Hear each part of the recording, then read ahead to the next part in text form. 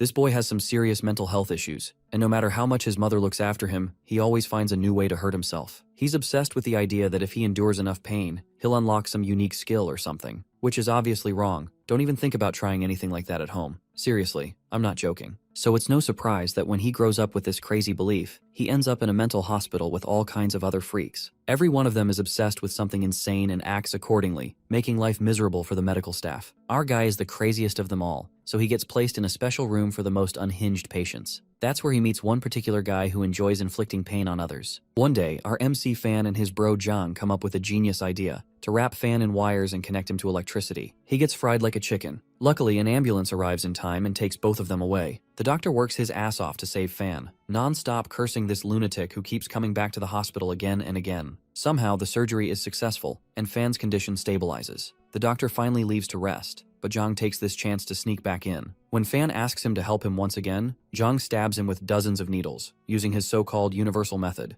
That's when Fan's body finally gives out, and his heart rate drops instantly. Doctors rush in to save him. The head doctor doesn't even have time to finish his meal. He just saved this bastard, and Fan went and hurt himself again. Still, they do everything they can to save him. After all, they've already done it 48 times. And that's when the strongest man system activates. It enhances Fan's body. Now, the more pain he endures, the more powerful he becomes. Outside the hospital, Wang waited with the ambulance. Fan is supposedly fine now, and Lai Fu decides to take him by himself, leaving Zhang behind. The nurse gave him a mask, saying that the person who performed surgery asked her to give him this. Wang is shocked to see the fire sign written all over it. The director prays to not let the insane patients return to him, but his prayers are rejected right away when he sees the ambulance pull up. Wang pulls out the stretcher and falls to his knees, admitting that these patients are making his doctors need a mental check. Then, Wang holds Shi's shoulder, saying that he will take care of them better, and he leaves the patients along with the stretchers and runs off with his ambulance. Shi miserably turns to his mental patients inquiring about how they feel, and they both seem okay. They're taken to their room then, room 666, where they are tied tightly. Jang is uncomfortable while Fan trains his mind. The voice in his head is teaching him, and he feels more powerful now. They realize both of their skills, electricity and universal level, have been successful. They want to try the hammer method now. Outside the room, the director keeps an eye on them, seeing they are weirdly calm. The assistants know that the two of them plan to use a hammer, but gladly they don't have a hammer. Shi walks away, thinking everything is under control. But things are about to be twisted, as a clever and a strong psychopath are about to team up to be another pain in the butt for Wang. A girl walks at night in a dark alleyway, and suddenly she notices that she's being followed. Turning back, she sees a monster who attacks her, with blood splattering all over. Back at the mental institution, Fan makes a breakthrough and his body tears apart. He walks to Jang, and his first question is, where is the hero's underwear? Our boy proudly says that it tore apart, and Jang is mesmerized by the size of his manhood. When our hero's mate touches our boy's abs, they are super firm, knowing they can use the hammer exercise now. Later at night, a man is fixing the wiring when he feels a hand grasp him from the back. He is shaken, as he heard before that there are two souls haunting the place. He turns back to see Jang and loses his crap. He tries to calm himself down, but he looks like a ghost to him. Recognizing Jang as the patient of room 666, he is more concerned in saving himself, while our boy steals a hammer. Then, Jang excuses himself, and the man wishes to never see Jang again. The man sighs in relief, but going through his stuff, he couldn't find the hammer. Suddenly, he hears a sound coming from room 666. He goes to see what's up, and sees our hero getting hammered. Jang looks back at him, and the man runs for his life. Meanwhile, the system notifies him that he has completed body training and can now enhance a body part, with some insane options on the list. The same man is now being dragged by the staff, but he yells, warning that there is blood everywhere in the room. But when they enter the room with the director, there's no sign of any violence. The man couldn't believe his eyes when the room had no sign of blood. The director is a bit weirded out, but assures that it was the man's imagination and nothing else. He cries and begs for his hammer, even if they choose to pay him more. Unless Shi doubles the money, the man won't be coming back. The director turns to Fan to return his hammer. Fan denies having a hammer, but he has an unusual bulge in his crotch. It's not what y'all think, but it's actually a hammer. He pulls it out and urges them to take it from his hand. Shakily, nobody goes to take it. Even the director is scared, as he doesn't want to meet his god just yet. But, with a pounding heart, he decides to take it from his hand,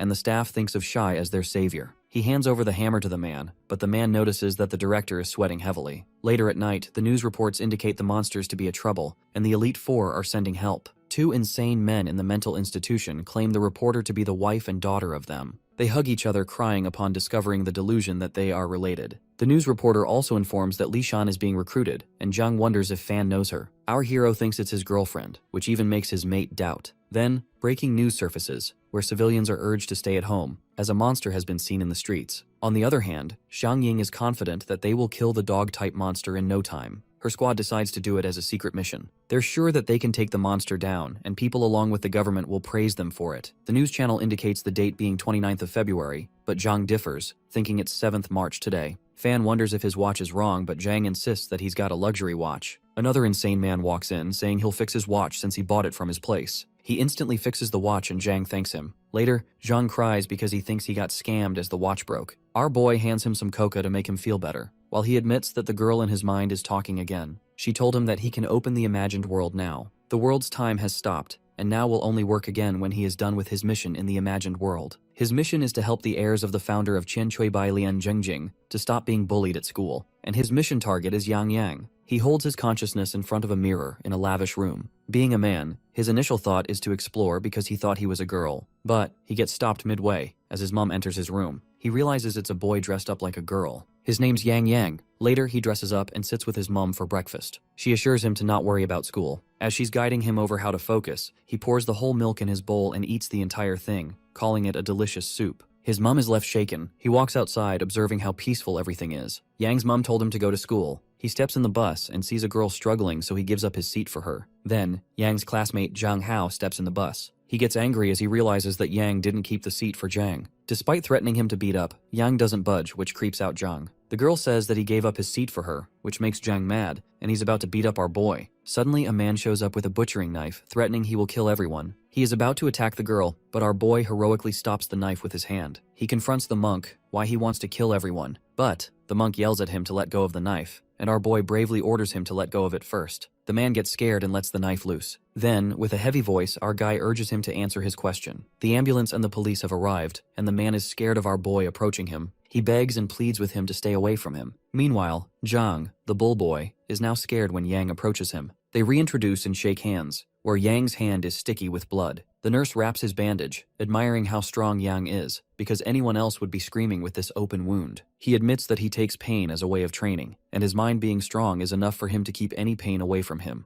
The nurse finds his behavior kind of strange. The man has been arrested, and when he sees our hero, he gets scared all over again. As Yang is leaving, the police officer honors his bravery and lets him know that they'll be contacting his school for praise soon. Our boy doesn't budge much. He walks away being late for school. The police officer wants him to take a day off because of his injury, but he says the same thing he said to the nurse, which leaves him stunned. Pain is a method of training for him. Reaching the school, Yang thinks of how good of a teacher Jang would be here, and then walks in. He enters his classroom and sits on his desk. A thought struck his mind, where his actual mom was worried for him because he was a psychopath and he couldn't go to the school like normal kids. He's then pulled out of his thoughts as a girl comes and stabs his arm because he crossed a line. She is sure he's going to weep, but to her surprise, he doesn't even budge. She puts the pencil even deeper, but for our hero, it is just a regular joke that his mental mates used to often play with. To hurt him more, she stabs deeper, but he still doesn't give a reaction, so she pulls the pencil out and blood splatters out. At the sight of the blood, she loses her mind and then runs away crying. Jang's friend, on the other hand, tells him that Yang scared his girlfriend, and they should teach him a lesson. But when Yang comes near them, Jang meets him nicely out of fear, as he thinks he's not mentally right. His friend is surprised at Jang's behavior towards Yang. Later on, the teacher enters the class and takes a test of the poem. She's known for her hot head, and the entire class is fearful of her. Then, she asks Yang to dictate the poem, but he calmly admits that he hasn't learned it, dropping the jaws of everyone since nobody has the guts to talk back to her. The teacher suddenly feels a chill because her sixth sense warns her that something is off. Yang politely asks if he can sit down, to which the teacher freezes, noticing that it is his smile that unsettles her the most. Still, she allows him to sit. Later, our guy thanks her calmly, while the students around them are shocked because they can't believe the teacher actually let him off so easily this time. The class comes to an end, and the teacher dismisses everyone. Afterwards, Yang is about to put a key into the power socket when young Shu Tian suddenly comes up from behind, shouting what Yang did to his friend Zhang Hao and the teacher. He grabs and threatens him, but Yang calmly explains that electric current can stimulate the human body, helping it become stronger. After hearing this, Shu Tian is stunned and dares him to do so. Yang takes on the dare, and the shock comes literally as both are hit with electric current. Yang feels the surge but acts completely normal as if nothing happens. Another student wonders if Shu Tian could dance like that, and even asks him to teach him. Excited, the students touch each other, but soon they all get electrocuted and collapse unconscious on the floor. And this all happens because of our protagonist. Yang pulls the key out of the socket and thinks the amperage is too weak, so his training is not effective. After that, he looks at the students lying on the ground and he assumes they fainted because they were studying too hard. After that, Yang goes to the toilet. Meanwhile, the math teacher walks toward the classroom and he freezes in shock when he sees many of them lying unconscious. Seeing all of this, he hurriedly calls emergency services, saying there are many students who have fainted inside. Yang returns from the toilet and looks through the window, noticing the ambulances, and wonders why so many students fainted in such a short time, and thinks to himself that high school is really scary. Later that evening, all students of class 12A2 were electrocuted except for Yang. Moving forward, a girl is hiding behind the tree and nervously calls Yang, to which our guy notices her. The girl nervously steps out as she holds something in her hand. Before she can finish, Tangji suddenly rushes forward and snatches the letter from her. He laughs and calls it a love letter, saying it must be for Yang. Other classmates gather, shouting and teasing as classmate number 1 and classmate number 2 join in the mocking. Tangjie holds onto it, making the situation worse. The girl struggles to take back her letter, but before Tangjie can react, Yang quickly snatches it from him, to which Tangjie becomes furious and dares him that if he reads the letter out loud in front of everyone, he will spare him for today. Further, Yang looks at the girl and asks gently if she wants him to read it for them. She denies, and Tangji slams his fists against the tree beside the main figure in anger and demands once more if he will read it or not. The girl pleads with Yang to just read it so he won't be beaten. Still, he doesn't listen to them. This enrages Tangji, who shouts that Yang dares to challenge them. One of the classmates steps forward, taunting Yang and asking what he wants. Yang simply raises his fist and strikes the tree with a single hit. The tree cracks, breaks, and crashes to the ground. At the school entrance, 2 students rush to the teacher, reporting that Tang Jie is bullying Yang from class 1's Zaz. The teacher rushes there, but the scene before them is completely different from what they expected. Instead of Yang being bullied, Tang Jie is the one trembling, forced to apologize under Yang's watch. The teacher stands frozen, unable to process what is happening. Yang, once thought weak, surprises everyone when he confidently confronts Tang Ji, the school bully. With a friendly pat, he tells Tang to stop fooling around and eat properly, leaving the terrified bully agreeing instantly. The teacher and classmates are stunned, unable to believe the reversal of power. Rumors spread that Yang has turned the tables on Tang Jie. Afterward, Yang returns a pink letter to a nervous girl, who bravely admits it was meant for him. Remembering that pink letters usually mean a confession, Yang listens as she blushes and says she likes him, asking him to be her boyfriend. Before he can respond, the teacher interrupts, forbidding romance at school. Later, Yang rejects her, saying his goal is to become the strongest man. Hurt and angry, the girl calls him a bastard and runs away. Left confused, Yang recalls old Jang's words that girls are impossible to understand. Remembering how she once saw him differently from others, Yang dreams of a future confession,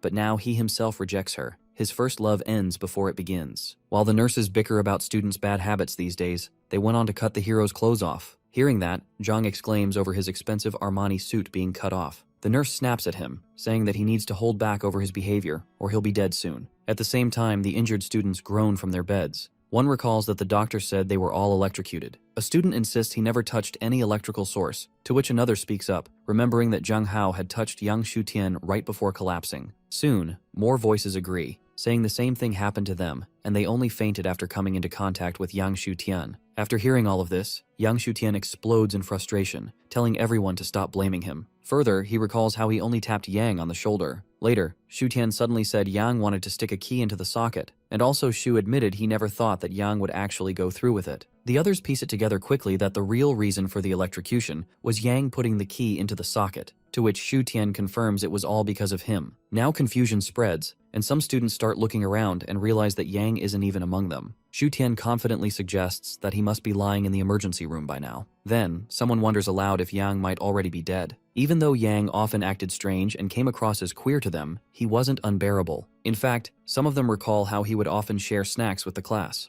Despite considering him an embarrassment, they quietly admit it would be a pity if he really died. Suddenly, there is a knock on the door. Another wonders if the doctors are entering and thinks it's the perfect chance to ask the nurse for help retrieving his phone and assumes it must be their mother calling. Before they can react, Yang appears, standing there, and asks if they are the students from Chuangwei High School. After seeing Yang, the entire room falls into shock. Moving ahead, Yang greets them cheerfully, saying he is their classmate. He has come to visit. The students stare in disbelief, and they whisper in shock that he is still alive, completely unharmed. Yang continues casually, pulling out bags of food. Furthermore, he announces that he has brought snacks for everyone. The students watch in stunned silence as he distributes the food, still unable to believe what they are seeing. Afterwards, Yang hands over the packet to Yang Shutian, saying it belongs to him. Yang Shutian, however, replies with disgust, shouting that he doesn't want it and telling Yang to leave him alone. Additionally, Yang Shutian accuses Yang of playing some kind of trick, Before things turn ugly, Jang steps forward and tries to calm the situation. He calls him Brother Yang and quickly explains that Yang Shu doesn't mean what he says.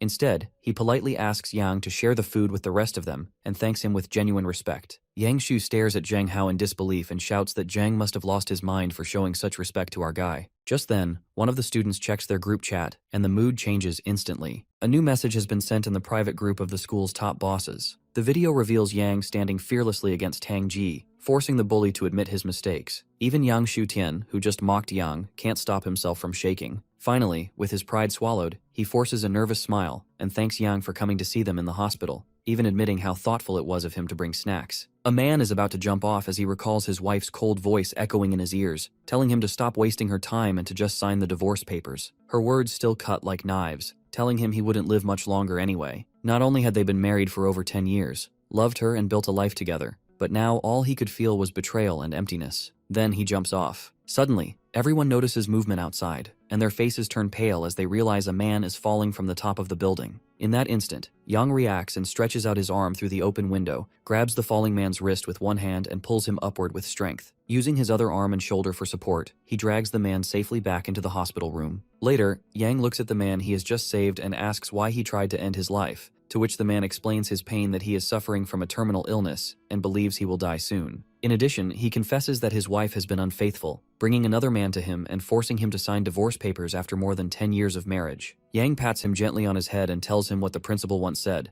that when faced with something bitter and painful, sometimes you just have to cry before finding a way to deal with it. Hearing these words, the man breaks down completely and clings to Yang's leg. Just then, a rush of nurses and doctors bursts into the room, and they shout in surprise when they realize what has happened. The patient who had jumped has been saved, and the scene leaves everyone stunned. The doctor is stunned at Yang's actions. Then, Jang Hao points out that Yang's arm looks badly injured, but Yang glances down, only now noticing the blood running from it, and it is broken, which makes everyone wonder how he can still stand so calmly. Yang brushes it off, saying it's nothing, and promises he'll fix it later, as if this sort of pain is normal for him. Jang Hao and Yang Shutian exchange glances, calling him their big boss with excitement, cheering at his strength. In the group chat of Class 12A2, messages fly fast, and everyone is talking about how Yang is the strongest fighter in school, someone to admire and even bow to. Tang Jai, once the biggest troublemaker, lowers his pride and admits his mistakes and nervously asks if he can become Yang's junior. Lying in the hospital bed, Yang insists that pain only sharpens his mind, and he knows this place and the people around him far too well. After hearing this, the nurse whispers to herself that he must have lost his sanity after so much hardship. As the staff prepares to put him under, Yang tries to speak, saying he has not, only for the nurse to mention she has already injected the anesthesia. He barely manages to add that he doesn't have money before drifting into unconsciousness. The scene suddenly shifts, and a report-like voice announces that his mission progress has been analyzed. The hostility directed at him has dropped, while admiration and respect from others have risen beyond the required level, and the mission is confirmed as complete. The description is clear that in the illusionary world, the task was to protect and support the descendant of the founder of the Qian Chui Bailian art, ensuring Yang would no longer face bullying. Also, the status is marked as successful with the highest evaluation, an S rank. His rewards are listed, and those are mastery of the Qian Chui Bailian art, a top-class technique, along with Qigong training resources. With the mission accomplished, the system declares that the frozen flow of time in his true world will resume. The countdown begins. 3, 2, 1, and everything around him dissolves as he returns to reality. Inside Dingshan Mental Hospital, Fan sits in room 666 with Zhang by his side, and further explains that the strange voice inside his mind tells him he was trapped inside an illusion world, forced to live as a madman wearing women's pajamas, to which Zhang listens with disbelief, finding it disturbing and twisted. Meanwhile, the scene shifts to Yang. He slowly opens his eyes, and pain floods through his body at once. Moreover, Yang is crying, and the voice echoes in the room. His mother calls out to him, holding him close. Yang's body shakes from the unbearable pain, while his mother desperately tries to comfort him. Moving forward, Yang stands at the school entrance, waiting nervously and glancing around for his mother. She has gone to park the car, but the minutes feel endless, and he doesn't want to step inside on his own. In addition, he silently wishes she would hurry back. Taking a deep breath, he finally walks into the campus,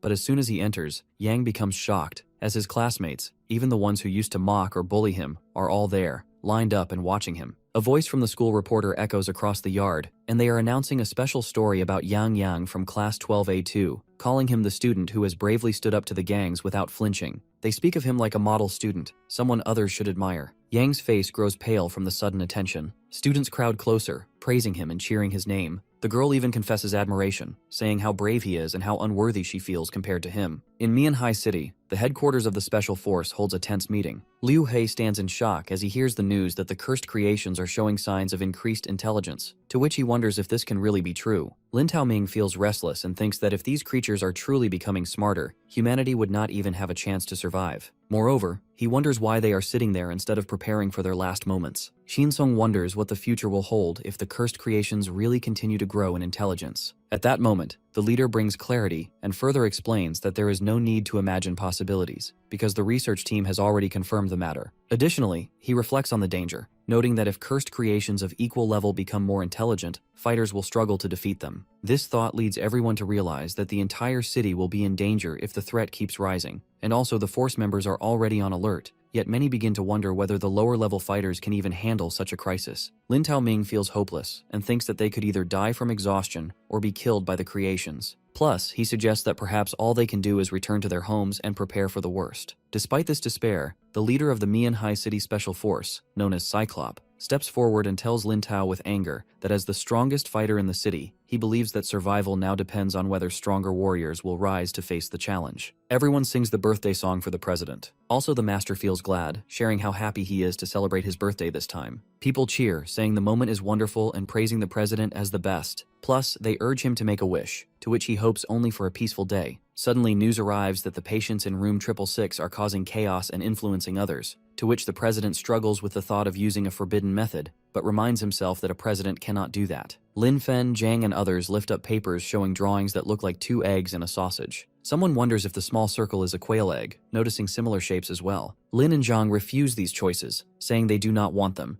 Instead, they eagerly point to another option. The crowd feel relieved when the president finally arrives, and Lin and Jang immediately insist on what they want. The president refuses at first, saying he cannot give it to them, but they keep demanding with determination. At last, he gives in and orders the warehouse to bring the items. People wonder what exactly they are asking for, until it is revealed to be heavy equipment, including dumbbells of 50 kilograms and a big training bag. Lin and Zhang receive them with excitement and begin their training right away. After finishing the routine, Zhang announces that Fan is now a qualified fighter, to which Lin thanks his seniors sincerely. From all directions, the man in the yellow jacket gathers the natural forces under his command and unleashes an explosion. A level 2 cursed creation, the Devil Dog, emerges fiercely. Afterwards, Shang Ying quickly takes out a first-grade pill and uses her healing power to restore the injured man in the blue jacket. And with renewed strength, he channels his sword technique, shifting from heaven to hell and from yin to yang, attacking the Devil Dog's chest with force. The creature growls in pain, but the fight continues as the man activates his golden body to block the attack. Despite his effort, danger rises when the Devil Dog suddenly turns and charges toward Xiang Ying, causing the man in the yellow jacket to shout. Shang Ying falls onto the ground,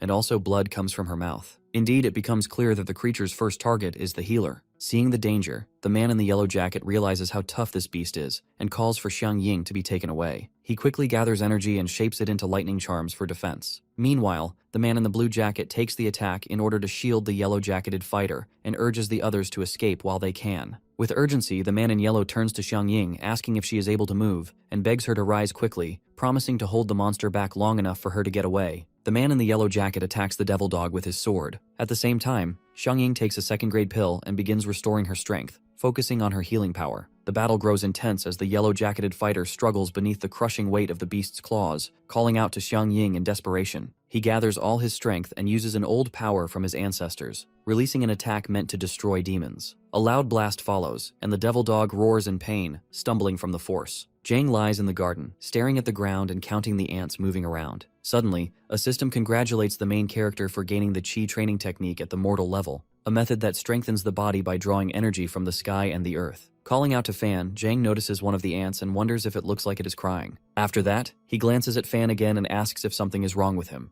A warning appears to the main figure and explains that the Qi training technique is an ancient and very powerful skill. Also, it is beyond the host's current limit, and the body risks bursting apart. Plus, blood comes out as Zhang touches Fan's head with the pin. Jang quickly uses the galaxy transition acupuncture to stabilize him. Our hero screams in pain, and the force knocks Zhang backward onto the ground. Looking at the ants again, Zhang sighs over the disaster, pitying them like he pities the situation. The system then announces that Fan's body has awakened the absolute vision, which removes the risk of explosion, to which the protagonist feels stunned, wondering why such a rare ability has suddenly appeared. Later, Fan calls out to Zhang, explaining that he had been training while following the strange voice in his head, and also the process felt painful and uneasy, yet he feels relieved that Jang helped him through it. After that, Jang checks on him, asking about his condition and pointing out that his galaxy transition acupuncture is surely the best technique, to which our guy nods with a smile, agreeing that it truly is. Not long after, Fan's stomach growls loudly, and he admits that he is extremely hungry, to which Jang hands him an ant, explaining that it is called ma chi xiadu, a type of insect rich in protein and calcium, making it safe to eat. Also, he assures the main character that the taste is similar to crab vermicelli. Jang tries one himself, finding it a little sour but still edible, and our boy looks at him curiously, surprised by his reaction. It is lunchtime, and everyone is called to the dining room, to which Jang pulls Fan along, happy that they can now eat real food like crab vermicelli instead of ants. Soon, the others complain that all the food has already been eaten by Fan, to which Jang remarks that our guy will probably vomit and give it back anyway, so there is nothing to worry about. A nurse notices what happened and reports to President Wang that patient No. 1 from room 666 should stop eating before he gets a stomachache. The doctor steps in and wonders if the main character is suffering from an eating disorder, saying more details are needed. Our boy keeps insisting he is still hungry and wants more food, but Dr. Wang suspects it might be an eating-related disorder. At that moment, a system message appears saying Lin has obtained the Qi training technique at the mortal level, and also this skill lets his body absorb power from the sky and earth, but it also causes a side effect. From now on, he will always feel hungry and must eat large amounts of food. On his jacket, the words read, "The Special Squad Investigation Team." The investigation team enters the cave and discovers a body lying on the ground. The case falls under the supervision of the leader of Mianhai City, known as Cyclop, whose team carefully examines the scene, and his presence makes the team more alert. The leader receives a report confirming that the victims were 4 top students who had recently graduated with honors. Despite being a 4-against-1 battle, all of them were killed, proving rumors true that cursed creations are becoming more intelligent. A simulation reveals that the level 2 devil dog first targeted the supporter, breaking the team's formation and ensuring victory. The leader explains that even fighters of the same level would struggle against such a creature. When asked about its location, he admits it likely escaped through the sewage system, using the stench to hide its scent, though it was injured. Since the site is close to their camp, he orders heightened vigilance and raises the warning level for the beast. He also instructs his men to inform the victims' families, allowing them to take their children home, acknowledging the students' bravery, but omitting their recklessness to spare grief. 2 hours later, chaos unfolds in the medical ward as a doctor warns that a patient, our guy, is eating unusual food and demands further checks. Jang, pretending to be a loyal friend, distracts everyone by hitting himself, allowing him to finish eating unnoticed and complete his secret mission. Later, our hero's uncontrollable hunger drives him into the kitchen, where terrified cooks scream upon recognizing him as the patient from room 666. The president compensates the cooks with a salary raise for their shock and demands updates on Fan's test results from Dr. Wang. Meanwhile, far away, the wounded devil dog hides in a secluded spot, sensing no nearby fighters. It lies still, waiting to recover and regain its strength. The devil dog is injured and decides to transform into a puppy. Because his fellow cursed beast told him that humans love these little puppies, and seeing them injured probably would make their hearts soft, making them take care of him. On the other hand, Zhang's watch is broken again, because his watch says it's 29th February, but his nurse earlier told him that it's 2nd of March. He wants to get it fixed, but neither of them have money. Jang comes up with a master plan of kidnapping since it brings a lot of money. He decides to kidnap his own best friend, Fan, as he thinks his girlfriend would pay for the repairs of his watch. But Fan doesn't even have a girlfriend. But Jang urges his girlfriend to be the news reporter, to which the delusion further escalates that the reporter is Fan's wife, according to him. Jang now ponders upon the situation that it doesn't sound too good, taking money from the wife. Suddenly, they both hear a puppy's voice, which is trying to get in. Jang notices that the puppy is injured. Meanwhile, the puppy has extended his body to reach the window. They let the puppy in, and Jang is sure that he can heal him, since he knows acupuncture. The dog is greedily excited as he thinks he could eat them both after he is done healing. Well, he should have not taken acupuncture from a madman. The dog is uncomfortable, and yet Jang thinks some more needles would do him good. Meanwhile, his body feels like it would burst. Then, Fan's stomach gurgles out of hunger, and a system notification pops up. He has found a living being with great energy which can ease his hunger for 3 days. And the target is right in front of him, the dog. He looks at the dog with cute aggression along with his mate, and the dog gets scared, wondering if they are really even humans. The dog gets terrified seeing the psychos wanting to eat it. Jang, losing hope that his acupuncture will work, pulls the needles out. Lin Fan suggests that since the dog is going to die anyway, they can wait for it to die and eat it. The cursed dog doesn't think that it's going to die so soon. Our psychos start petting the dog, thinking it's his last moments. The dog grows angry seeing the humans eagerly wait for its death. Jang worries that the dog isn't dying, but Lin Fan assures him that it'll bleed out soon. The 2 psychos patiently wait for the dog's death. Jang asks his friend for the dog's thigh and gets excited when he agrees. The cursed beast, now tired of holding back, suddenly returns to its beast form. The dog feels offended that the humans want to eat it after calling it cute. Seeing Jang get more excited after the beast transforms makes the dog even angrier. It opens its jaws wide to eat Jang, but then our hero steps in and grabs the dog by its fangs and throws him down. The dog is shocked to see himself knocked down. It tries to bite Lin Fan, but to its shock, the human's arm is too strong. The dog is shocked to see its teeth fail to bite a human. Jang steps forward, wanting to pet the cursed beast. As Jang extends his hand forward, the dog grows angrier and more ferocious. It tries to bite Jang, but Lin Fan slaps the dog, knocking its fangs out. He tells the dog to be obedient towards his friend. Jang hugs the dog while it lies injured. The dog is left wondering about the strength of the fighter. The cursed beast starts wondering about the fighter's level, and with Lin Fan's strength, he knows that it's way above level 4. Jang, adoring the dog's soft fur, tells his friend he wants to see it wag its tail. The dog feels too proud to wave its tail at humans, but to avoid Lin Fan's beating, he starts waving it. However, Jang is still not satisfied and wants the dog to swirl the tail. The dog finds its rights violated, but a little force and petting from Lin Fan convinces the cursed beast, and it starts swirling its tail around. Seeing the cursed dog swirl its tail, Jang cheers up. He finds it lucky that the dog grew up so there can be enough meat for them. Lin Fan starts drooling, thinking about his meal, but Jang wonders how they can cook it. They share their favorite dishes, but our protagonist has a voice telling him that the beast will taste better with plum wine. However, another problem is that they don't have fire to cook the meat.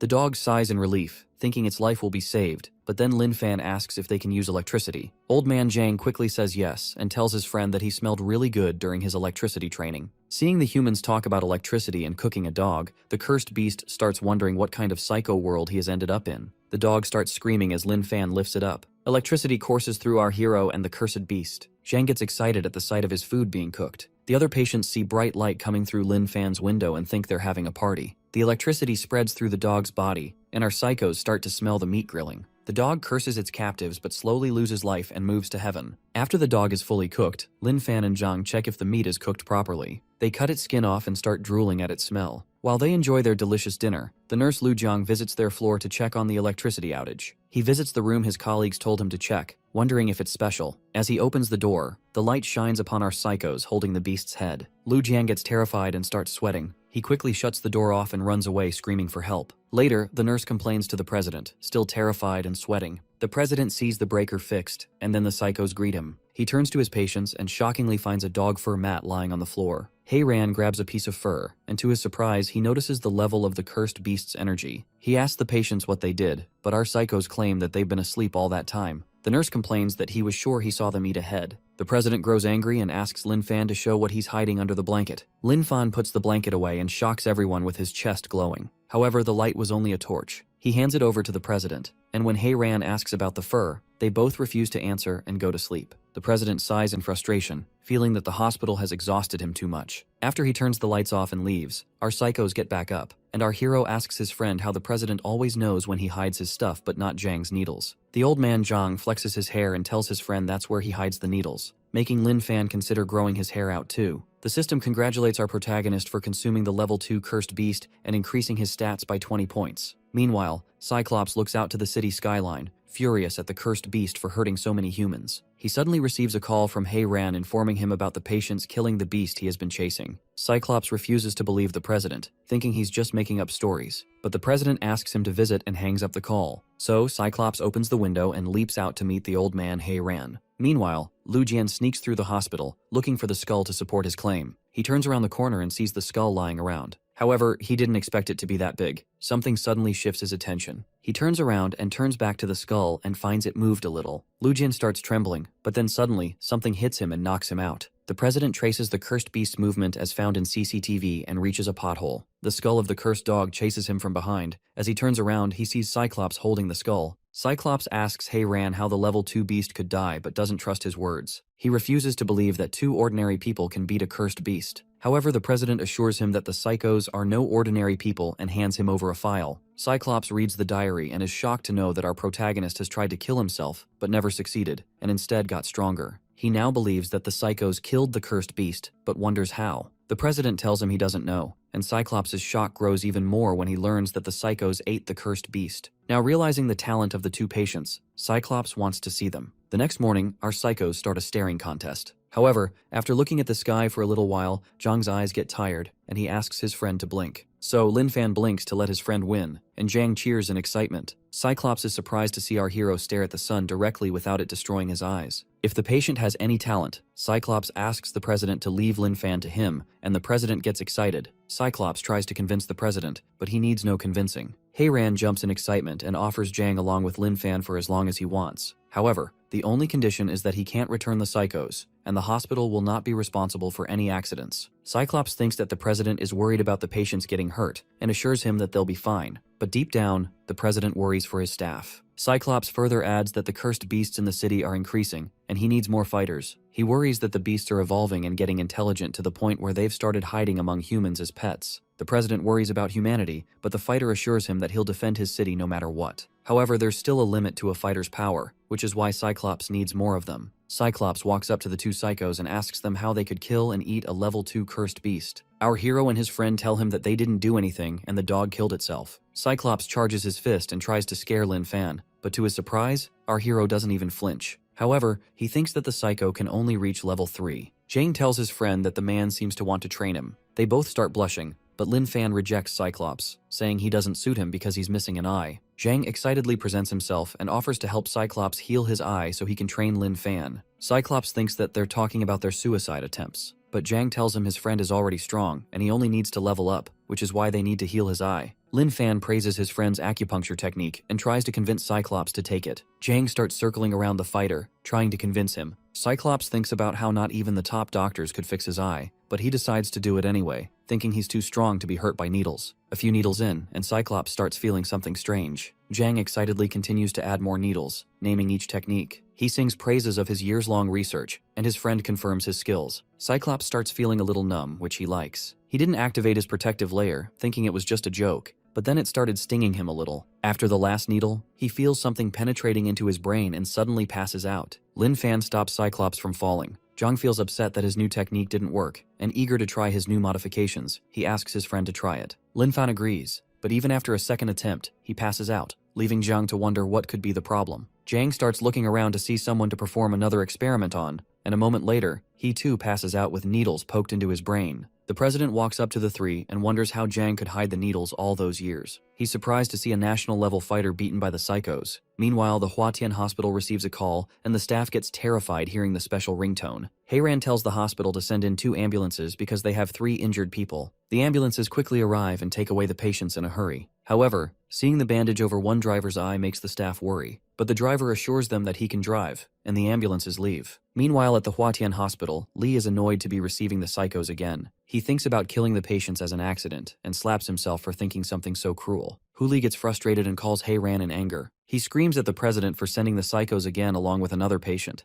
Heiran tells the doctor he should have kept them longer, which makes Lee even more angry. Heiran tells Lee to check his wallet for a gift. Lee happily checks his wallet, and then Heiran asks him to keep the patients a little longer, otherwise he'll out him for taking the bribe, making Lee even angrier. On the other hand, Lin Fan reaches level 55 with his growth rate increased by 100%. With his unstable mind, the system chooses the optimized solutions. The nurses gossip about our psychos and their miserable lives. Meanwhile, Lujian is being fed by a girl. The girl says that she's fat, but Lujian assures her that he likes her anyway. He then tells her that the tests showed they can't have a child, but the girl assures him that they can adopt a child and agree upon a son. The doctor tells Lujian that he's free to go if he doesn't get shocked again, and right then, the nurse brings in our psychos. Seeing Lin Fan, Lujian freaks out again and passes out. Meanwhile, the system congratulates our hero for reaching the last stage of Jinjai. Lin Fan trolls Lujian for crying while he begs the doctor to not let him stay with the psychos. Lujian and our protagonist lock eyes, and suddenly, Lujian passes out again. Cyclops lies in bed, wondering how he could pass out with needles so easily, when not even a gun can harm him. He starts wondering how a psycho could hospitalize the strongest fighter in the city and refuses to believe that it was the needles. Right then, our psychos see their subject wake up and rush up to him.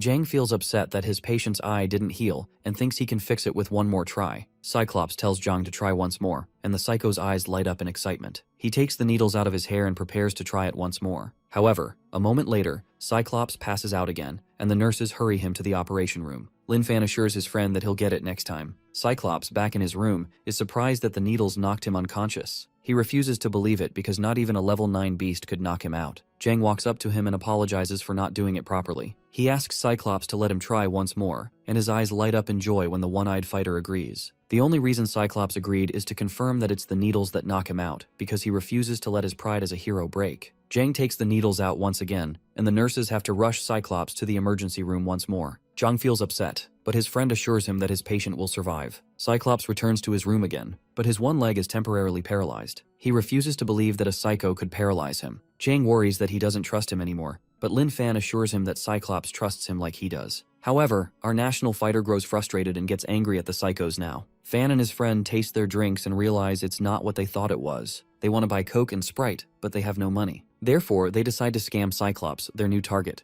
They try to sell him a Rolex, along with Jang's affordable acupuncture. Cyclops, annoyed, tells them to go away, but Fan tries to be a great salesman and shows Cyclops a Rolex sketched on his arm. Cyclops' only mission is to figure out how they killed the dog. To get his answers, he offers to give them the money if they tell him how they killed the cursed beast. The psychos start explaining that the adorable dog just did everything they asked, including grilling himself. Cyclops grows frustrated to learn that the cursed, rampaging dog just let them pet him and kill him to feed their hunger because he finds it unbelievable. Our psycho patients start drooling over the thought of the dog's meat, and Cyclops grows angry, refusing to believe their nonsense. He admits defeat for asking for information from psychos, and our patients are completely oblivious, wondering who he's referring to. Having fulfilled their bargain, Fan and his friend ask for their money. Cyclops hands them over his card with 50,000 yuan and gives them his PIN code. With his parents dead and having no family, money holds no value to him. However, the mentally ill patients return Cyclops his card, thinking he's trying to scam them. Cyclops screams at them to go to the bank to get the money, but the mentally ill still think he's trying to scam them. Meanwhile, the cursed mystic snake roams the forest, aware of the people in the hospital devouring the fatal dog's energy. But apart from the dog's aura, he can also sense a fighter far stronger than him. Knowing that the snake can't win this battle, he decides that it's best to avoid going in directly and waits for those people to get out first. As the snake crawls the woods, he sees two people hooking up.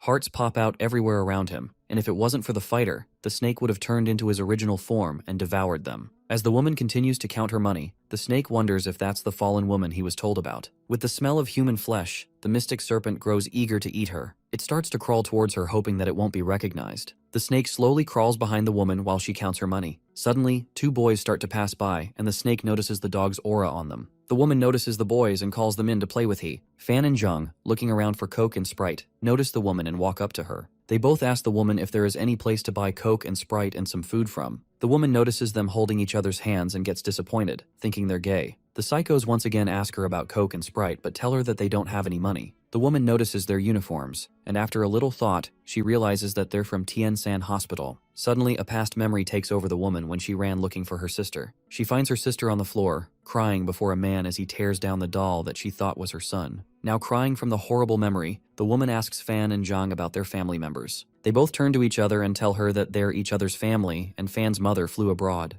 The woman is touched after learning how Fan's mother abandoned him. She takes out some of her money and hands it over to the psychos. She tells them where they can find a food stall and asks them to hand it over to the staff for the money. Our patients refuse to accept her money, but the woman insists, assuring them that she can easily earn more. Suddenly, the cursed snake leaps towards Fan, excited to devour the cursed dog's energy. But surprisingly, our patient catches it before it gets the chance. The woman is terrified to see the snake, but our patients, too insane to fear it, start petting it, thinking that it looks adorable. The snake starts blushing after being called cute for the first time. The snake is taken into flashback when he tries to approach a little kid thinking the kid would find it cute. However, when the kid saw the snake, it screamed in fear and ran away. However, the snake feels adored for the first time. He realizes that the two boys are different from the others and considers them the chosen ones. The system notifies our protagonist that the snake can ease his hunger for 3 days, and its energy can be stored, and it adds up the time of hunger ease. While the system shows our hero the best recipe for a mouth-watering snake dish, the snake feels loved and adored by its captives. So, Fan asks the woman for help.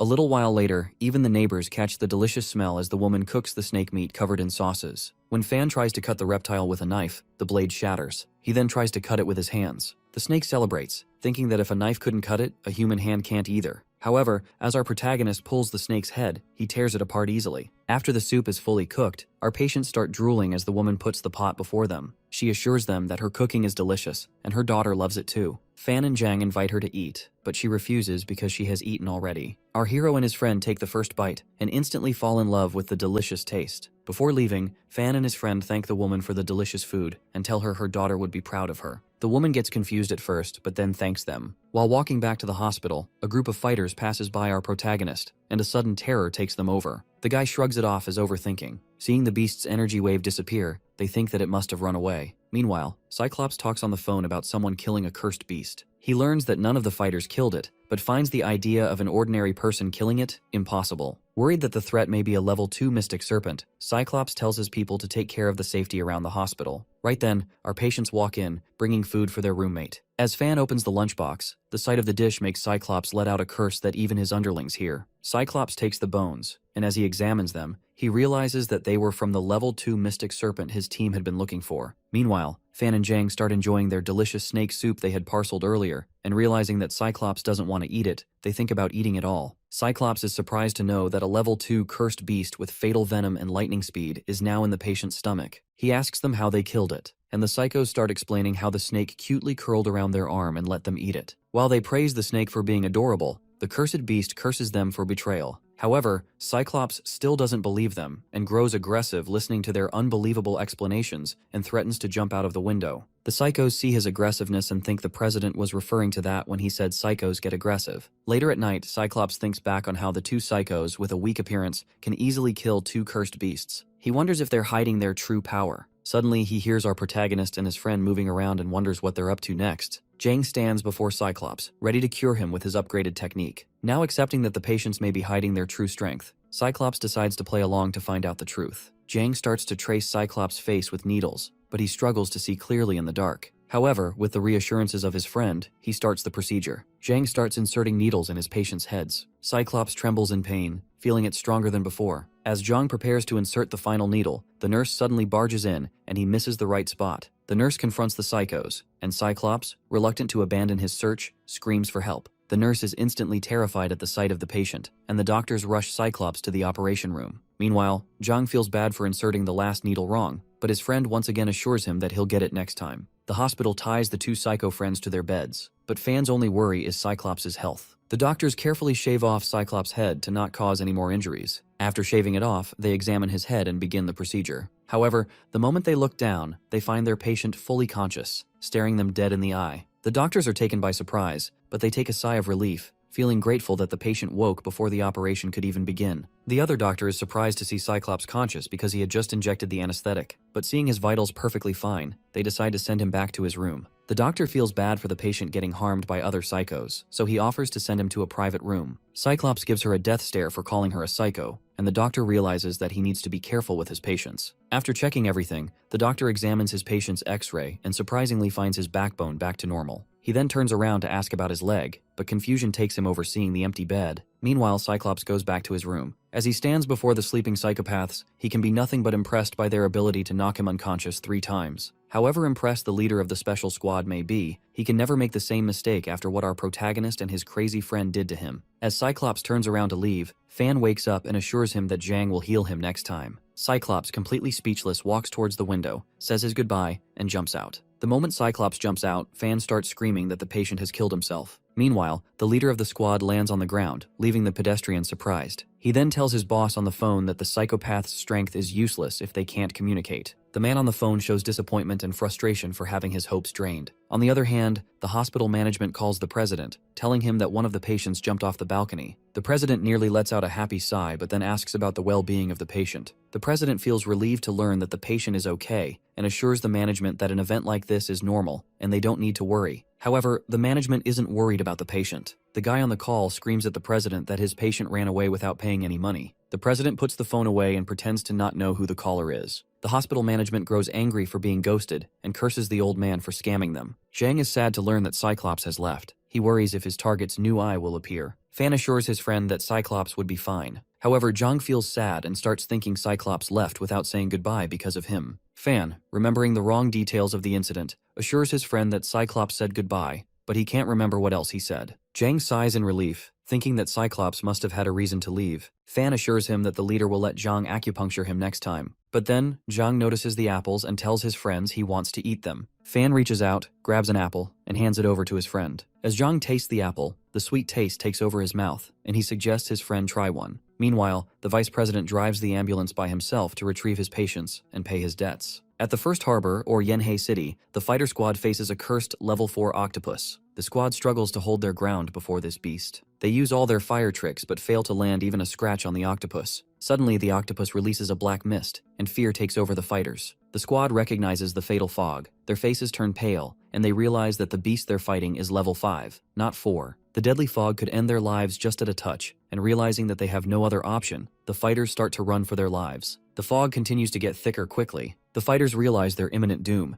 and suddenly, a protective shield is cast upon everyone. As they look up, they see a shadow standing at the top, and let out a sigh of relief at seeing their boss. Cyclops, planning to scold them, decides to save his fighters first. He activates his Buddha Dragonic Glow. The lightning courses in his hand, and he strikes the octopus with all his power. Meanwhile, the hospital ambulance gets stuck in never-ending traffic. The vice president wonders about the cause of the traffic and notices people running in panic, screaming about a cursed beast. However, the vice president struggles to hear their screams, and right then, a corpse lands on his windshield, making the stakes now clearer than ever. Cyclops takes out the level 4 octopus in an instant. He lands down on the ground, but as he stands beside the octopus's corpse, he gets confused, sensing the energy of a cursed beast. The fighters are shocked, and suddenly Cyclops learns that one cursed beast managed to escape through and is now heading towards the city. Meanwhile, at the bridge, the cursed beast rampages through the traffic, but our psychos are only worried about food. They were left with 2 apples, and even those didn't erase their hunger, and the voices in Fan's head tell him that he needs a lot of energy in the late phase of the breaking stage. Everyone at the bridge starts running in panic as the octopus rampages looking for its dad. The vice president tells the driver to bring the ambulance's first aid to help the injured guy. The driver insists on leaving before the beast comes. The vice president tells him to leave after getting the first aid. He then throws a watch to the driver and tells him that he got it from a kid he saved on the first day, and since then, he swore to never abandon a patient. Huang asks about the 2 patients in the back of the ambulance, but the doctor shows no empathy for them. If anything, he tells Huang to use them to slow down the beast. So the driver opens the back of the ambulance and tells the patients that he's going to let them run because a cursed beast is coming. The psychos look towards each other for a moment and break through the restraints on their own, leaving Huang surprised. Our protagonist follows Huang out but suddenly stops to ask if the beast is cute. Huang, weirded out by the question, hesitantly tells them that the beast is okay. Hearing about that, the psychos get excited and tell him they want to play with the beast.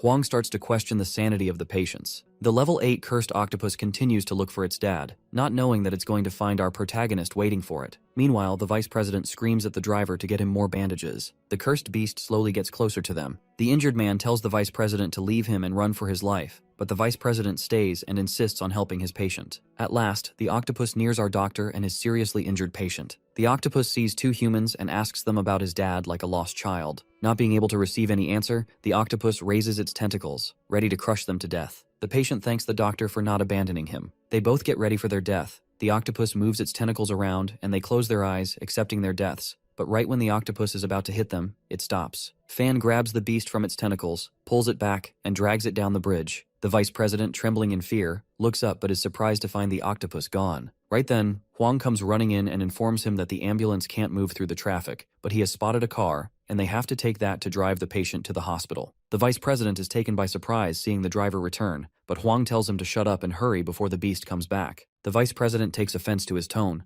but he can't do much since Huang saved the day. Meanwhile, the cursed octopus is confused, not knowing where it is. The excited Jang hovers over the bridge, wanting to play with the cute octopus. His friend Fan tells him to jump on the octopus. So Jang takes a leap and lands right on the octopus's head. He starts playing with the octopus, which makes the beast angry. The cursed beast flicks Jang off with its tentacles, and Jang comes flying down. Fan no longer finds the beast cute for hurting his friend, and in trying to hold it, he tears down one of its tentacles. The octopus starts hurting and calls its dad. Jang assures his friend that it's okay because the octopus has many tentacles left. The cursed level right octopus starts screaming in pain, having his tentacle torn off, and gets angry. It starts to move its tentacles aggressively and nearly hits Jang. But then our protagonist grabs the octopus's tentacles and rips another one apart, leaving the beast screaming in pain. Jang grows curious seeing a roasting grill lying around, and an idea pops into his head. Meanwhile, the cursed beast screams in agonizing pain and starts cursing our protagonist as he tears its tentacles apart one by one. Fan grabs a bite of the octopus's tentacles, making it scream in pain. The beast warns him to let go, but then suddenly, a delicious smell grabs the beast's and our hero's attention. As they turn around, they find unhinged Jang grilling some seafood.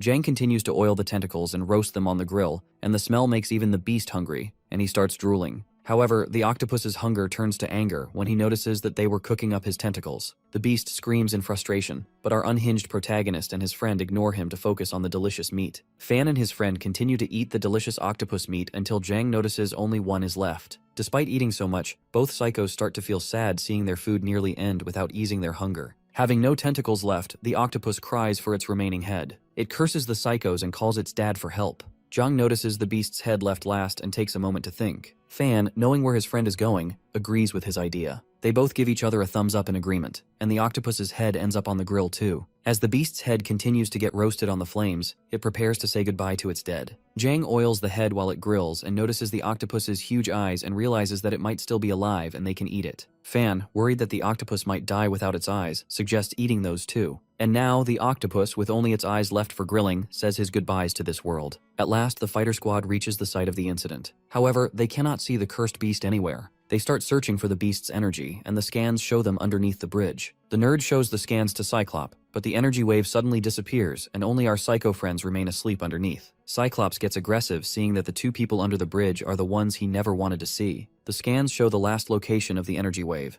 but the beast itself remains a mystery to the fighters. Cyclops notices the roasting grill and hopes that they didn't cook the beast again. The girl suggests waking the psychos up to ask about information, but Cyclops doesn't think believing the mentally insane is logical. He starts shouting at the girl for even suggesting believing a psycho's word and threatens to shave her hair if she ever says something like that again. At first, the girl ignores her boss's warning, but seeing him recognize psychos easily makes her fall in awe of his intelligence. However, the location of the beast still remains a mystery, and to solve it, Cyclops stomps towards our protagonist and his friend in anger. He asks them if the octopus was tasty, and their affirmation confirms once again that they ate it, solving the mystery. Meanwhile, back at the headquarters, the leader of the strategy department briefs everyone about the fighters' encounter with beasts who could conceal their powers, indicating that the beasts are evolving and getting smarter. However, Cyclops is too busy thinking about how our protagonist and his insane friend could easily defeat 3 high-level beasts. He considers training them for a moment, but then he suddenly remembers the experiments they did on him. Cyclops' face turns pale in terror just at the thought of it happening again,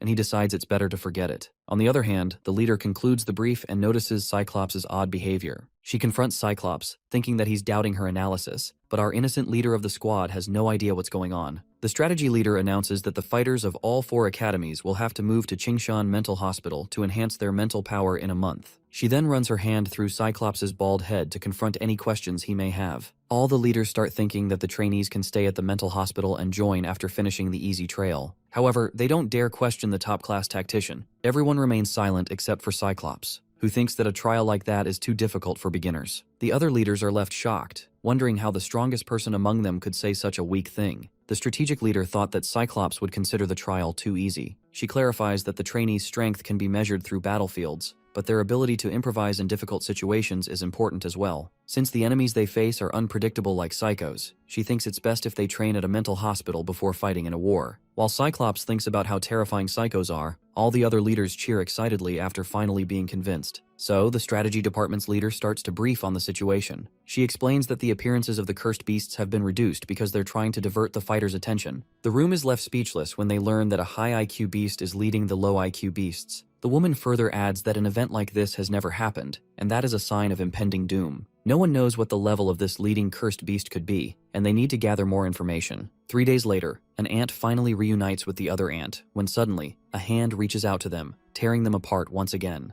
The ant again makes it back home while Jang watches them curiously. He grabs the ant again, leaving the other one crying. Lin Fan starts looking for his friend. Jang hears him calling, drops the ant, and runs excitedly towards him. Jang excitedly tells our protagonist how the ants keep finding their home no matter how much he separates them. As the 2 friends sit under a tree, Jang tells our friend how he had been sleeping for 3 days. Lin Fan starts wondering if he's really a pig for sleeping so much. But then he tells his friend that he didn't sleep much because a voice in his head kept telling him that sleeping mode would help him break through the limit, and now it says that he has reached Tia level, and he decides to give it a try. Meanwhile, the ants reunite once again and take a sigh, realizing they can finally go home. Suddenly, electricity zaps through a finger, destroying the tree. Jang cheers in excitement seeing his friend's strength. His eyes light up in pride, thinking that our friend got stronger because of his galaxy circulating technique. On the other end, as the ant crawls back to its home, it finds it completely destroyed and starts cursing our psycho friends. The ant starts crying seeing its partner's dead body. All the other ants start to gather around to support their friend. All of their reassurances make the ant emotional, and she thanks her friends for the support. Meanwhile, the people from the hospital start gathering around the large collapsed tree and wonder who could do this. On the other hand, Jang, knowing that our protagonist fully intends to touch the electrical transformer, tells him that it's dangerous, and he won't be able to save him if his level isn't high enough. Lin Fan assures his friend that the psycho in his hand told him he can do it, but Jang remembers the president saying psychos can't be trusted. However, Lin Fan has his trust in his friend.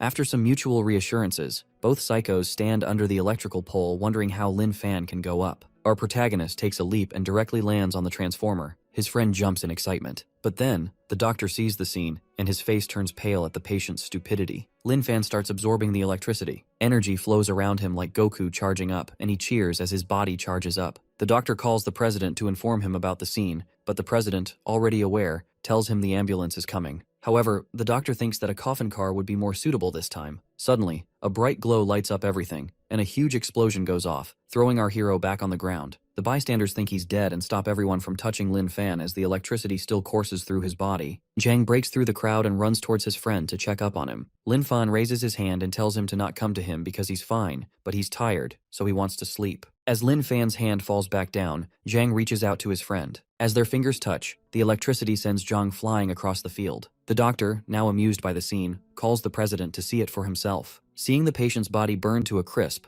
the doctor starts crying, saying that he can't save a patient whose 90% of body is burned. The nurse informs the hospital president that Dr. Liu has refused to do the operation. The president tells the nurse to do their best as long as the patient is alive. He walks into the operation room to lead the operation himself. The operation ends after 10 hours, and the president tells the nurse to take the patient back to his room after dressing his wounds. The nurse informs him that the president of the Qingshan Mental Hospital is waiting for him outside. The hospital president burns up with fury, angry at the president for his ignorance towards the patients. President Li angrily walks up to He Ran and tells him that he will never accept his apology, and he needs to pay the fee, including the one from before. He Ran tells him that he's here to talk about a membership for his hospital. President Li grows frustrated. His eyes burst red as the fire extinguisher behind him grabs his attention. He takes the fire extinguisher and threatens to kill He Ran, but the nurses stop him. The nurses drag President Li out to take some rest after his exhausting operation. However, He Ran still fails to see his mistake. Meanwhile, the next morning, Jang remains asleep by our protagonist while he heals. The system notifies Lin Fan that he has reached the intermediate level. He suddenly opens his eyes and sits up. The system notifies us that our protagonist needs to stay calm for this practice, and he can get it in the shortest time. Lin Fan rips apart his bandages, taking his burnt skin off to reveal a completely fresher skin as a result of his new level up. He then taps his friend to wake him up. Jang slowly starts to wake up and jumps in excitement seeing his friend's refreshing body. The nurse is shocked to see the burned patient fully recover so quickly. A moment later, all the hospital staff gather around, amazed by the burned patient's quick recovery. They fall in awe of his perfectly fine and beautiful skin. Meanwhile, Cyclops learns about the psychos climbing the electrical pole and feels relieved that he doesn't have to cultivate them anymore. Thinking they're dead, he thinks about attending their funeral for sharing a room with them. But then, he receives a call, and to his surprise, the psychos are still alive. Cyclops is shocked that even the powerhouse level 3 died touching an electricity source, but the ordinary psychos survived. He thinks that they must be at level 4 and wonders if their level is higher than that. Now realizing the power of the psychos, he considers cultivating them again. He Ran cheers happily that the psychos are alive. As he leaves the hospital, the staff tries to stop him to meet the president about the membership card. However, the old man knows that his brother will keep chasing him, and it's better that he leaves. He tells the staff to let the president sleep because he worked all night and leaves. Meanwhile, a woman takes care of Li Yang in his room. Li Yang notices her torn bag. The woman tells him she can still use it, but he refuses to let her carry around a broken bag. He hands her over a card and tells her to buy herself a bag or anything else she wants. She accepts the card and tells him that Uncle Wang was coming to check up on him. Li Yang feels that this is the chance for him to thank his uncle for introducing him to a nice girl, leaving the girl blushing. As Li Wang walks into the hospital, he starts having weird hallucinations. He realizes that he has been having these visions ever since he ate that fish. However, Uncle Wang doesn't know that he ate a level 3 cursed parasitic fly with the fish. Uncle Wang continues to walk towards Li Yang's room, barely able to stand up, thinking that his only reason to visit Li Yang is the hope that his nephew raises his child. Suddenly, the uncle's back tears apart, and wings come out of his back. The nurse passes through the hall and is shocked to see a man suddenly transformed into a fly. Uncle Wang, now turned into a bloodthirsty fly, notices the nurse and threatens to suck her blood. The cursed beast chases the nurse as she runs for her life. The nurse, bleeding from the cuts, jumps into our protagonist's room, leaving him confused. The fly grabs her by the throat while she screams for help. It threatens to cut her throat to shut her up while the whole staff runs for their lives. The cursed beast, still holding the woman, gets ready to cut her throat. The nurse begs for help, and suddenly the fly feels a needle penetrating its skin. As it turns around, it sees Jang trying to insert needles. Jang tells the cursed beast that it'll explode unless he performs acupuncture on it to save its life. The fly now throws the nurse away and turns to Jang to drain his blood out. Right then, our protagonist steps in and stops the fly from bullying his friend. Jang tells Lin Fan to ask the cursed monster if it agrees to his treatment. Lin Fan asks the beast about the treatment, but the beast remains fixated on cutting throats. So, our protagonist grabs one of its arms and snaps it in half and asks again. The cursed fly screams in pain and threatens to kill them. As it tries to run away, our hero grabs its wings and tears them off of its body. The cursed beast screams in pain as it lies in the corner, completely helpless. Lin Fan asks the fly if it wants the treatment now, but doesn't receive any answer. Then, he grabs the fly by the collar and orders it to let Jang cure it. Lin Fan holds the cursed beast by the throat before his friend. Jang wonders why he's holding it like that, and Lin Fan, remembering the way that it held the woman, thinks the fly likes it this way. Jang, now satisfied with his patient, gets ready to heal him. As he starts inserting the needles in the slide's head, it starts screaming and sweating in pain.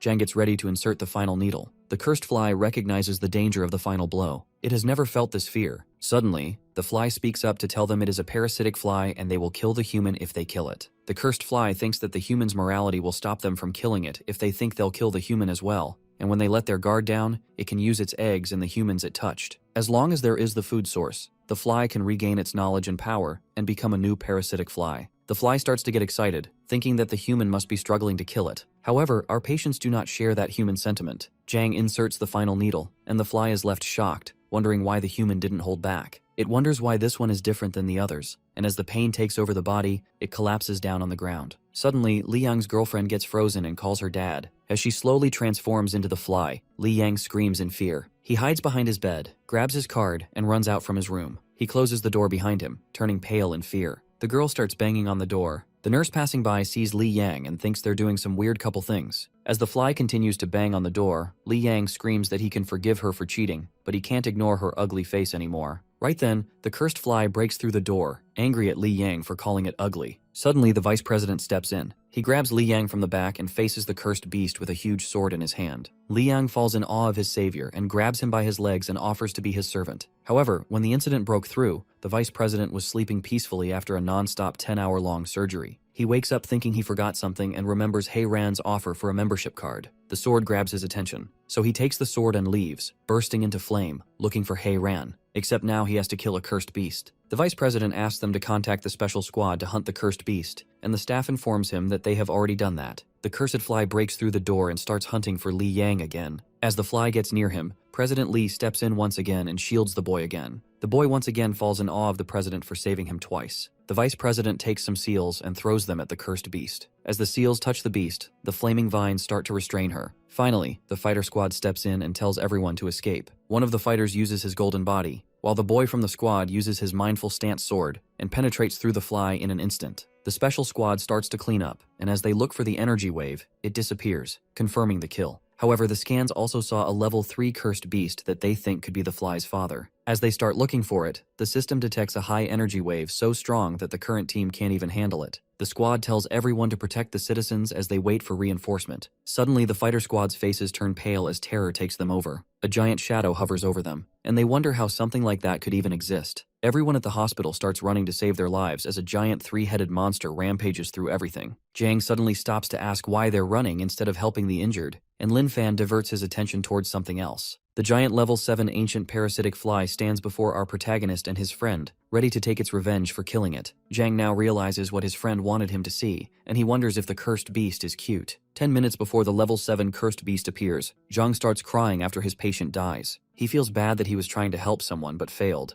Lin Fan pats his friend's head and reassures him. Jang still feels bad, worrying that he'll be arrested for murdering someone, but our protagonist tells him that he'll still be with him. Lin Fan breaks the window glass and tells his friend to escape. All the cursed beasts that our protagonist killed start cursing him. Just before the psychos jump through, the injured nurse thanks them for saving her life. The psychos giggle in happiness, and then Lin Fan jumps down. He then tries to encourage his friend and tells him death doesn't matter. On the other hand, everyone else at the hospital starts running in panic. After the level 7 beast appeared, the Energy Detecting Center realized that the level 4 fighter team they sent would be useless before this monster. Cyclops decides to heroically save the day, but the head of strategic decisions stops him because she believes a level 7 cursed beast must have a reason to appear. Just to be safe, she wants a national hero like Cyclops to be with her and orders the level 8 fighter team to go instead because she believes they can handle it. Meanwhile, our protagonist and his unhinged friend stand before the cursed monster, still finding the horrendous beast cute. The cursed beast threatens to kill them. The system notifies our protagonist that this cursed beast can ease his hunger for 7 weeks and suggests a cooking method. Lin Fan extends his hand forward, and as he lays his finger on the beast's leg, it rips apart, leaving the man behind shocked. Jang starts to jump in amusement of his friend's power. Our hero's attack power equals a full power attack of a level 9 fighter of this world. On top of that, our hero's clear mind gives him a much greater power than usual. The way to attack is to stalk the power and then touch a surface to release it. However, Jang wonders how his friend can touch such a giant monster. To demonstrate, our protagonist takes a huge leap into the air and puts his fist through the cursed beast's head, exploding it in an instant. The level 4 fighter is left shocked with the psycho's power, wondering who our hero is. The cursed beast starts screaming in pain. Lin Fan hits it on the other head.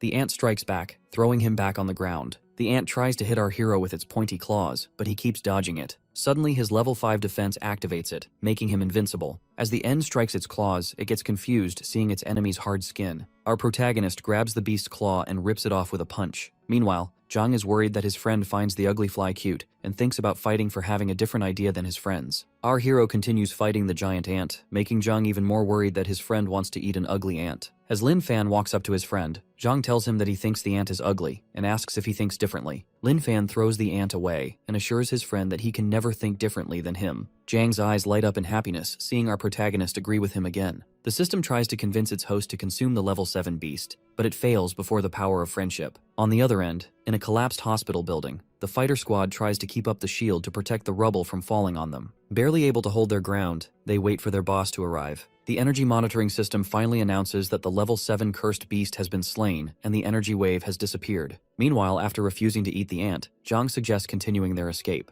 The system, hopeful that it can turn its host around, tries to convince him again. However, Lin Fan, after using a powerful strike, has consumed all his energy and collapses on the ground. Seeing his friend knocked unconscious, Jang starts crying and tries to wake him up. The level 8 fighter squad arrives at the squad, looking for the cursed beast. Hote notices the remnants of energy in the air, but then they stumble across the beast's dead corpse. Seeing the beast dead already, they wonder who defeated it. Meanwhile, Juxiao assures Jang that his friend is just in a coma, but he's completely fine. She's surprised to see his empty head and body clean without any wounds. She then checks up on Jang, and his heart beating like an old man confuses her even more. The fighter squad calls Xiao to help the people in the collapsed building. She turns around, but then Lu Jin comes crawling out and tells them that Lin Fan is the one who defeated the monster. As he starts coughing up blood, Xiao rushes towards him and gives him a level 2 recovery pill. After Lu Jin takes the pill, Xiao seats him to rest while she leaves to help the others. The fighter squad continues to help the injured people. Seeing no injury on Lin Fan, they keep him seated aside to help the seriously injured get on the ambulance. The doctor tells our psychos they can go home if they feel okay. Suddenly, Lin Fan wakes up. Jang jumps in excitement, and Liu Jin's eyes glow in excitement seeing the powerful fighter. Suddenly remembering that they killed a guy earlier, our protagonist and his friend think all the people are here to arrest him, so they feel that running would be better. Our protagonist and his friend start crawling away while Liu Jin tries to call them from behind. By the time the doctor comes back, he finds them already gone and thinks that their doctors took them home. After escaping the hospital grounds, the psychos walk through the open city. This being his first time in the city, Jang starts feeling anxious seeing so many people. However, our protagonist assures him that he'll protect him. Jang promises to always help his friend,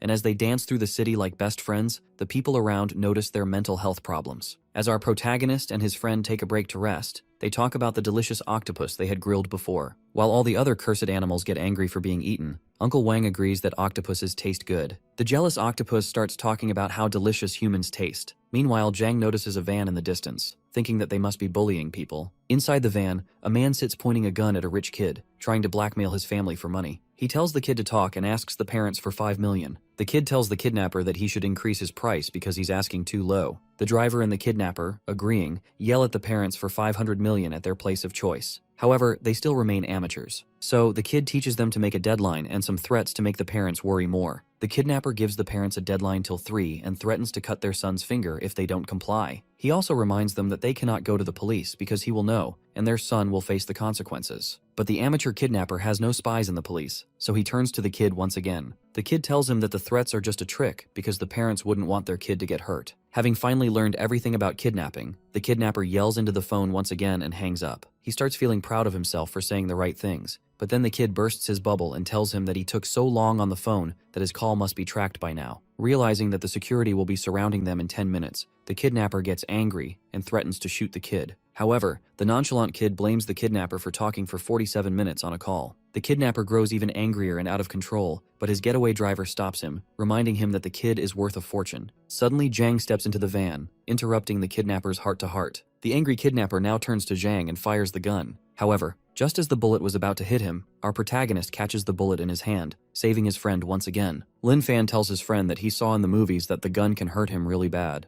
Jang asks his friend for help in taking revenge for shooting him. However, he wants Lin Fan to control his power, so they don't kill him because they're still trying to run away. The kidnapper starts trembling seeing our protagonist's power. He tries to not be scared, and suddenly our hero sends him flying out of the van with just a punch. He assures his friend that the kidnapper is still alive because he didn't use much power. Jang then tells the kid that his bullies have run away and helps him get out of the ties. The kid notices the patient's uniform. Lin Fan starts feeling hungry again, and his system calls him out for missing the chance to eat a level 7 cursed beast. The kid invites his saviors for a meal as a thank you, and they all run before the kid's security team arrives. Meanwhile, the security team reaches the scene of the crime. They see the kidnapper and his accomplice, and not knowing who they are, ask them if they've seen a kid. The van driver takes this opportunity to mislead and tells the security that he saw the kid being taken away by 2 people in a patient's outfit. He tells them that his brother tried to save the child, but they beat him unconscious. The kidnapper finally wakes up, screaming in pain. The driver hugs him emotionally, and the soldier finds the kidnapper's voice familiar. The security team learns about the kid's location and prepares to leave. In the hospital, Liu Jin tells all the level fighter squad how our hero destroyed the level 7 beast with his immense power. Wang Luo asks him where the hero went, but Liu Jin tells them they ran away without even looking at him. Shudokai finds it heroic that our protagonist left without even leaving his name. Liu Jin,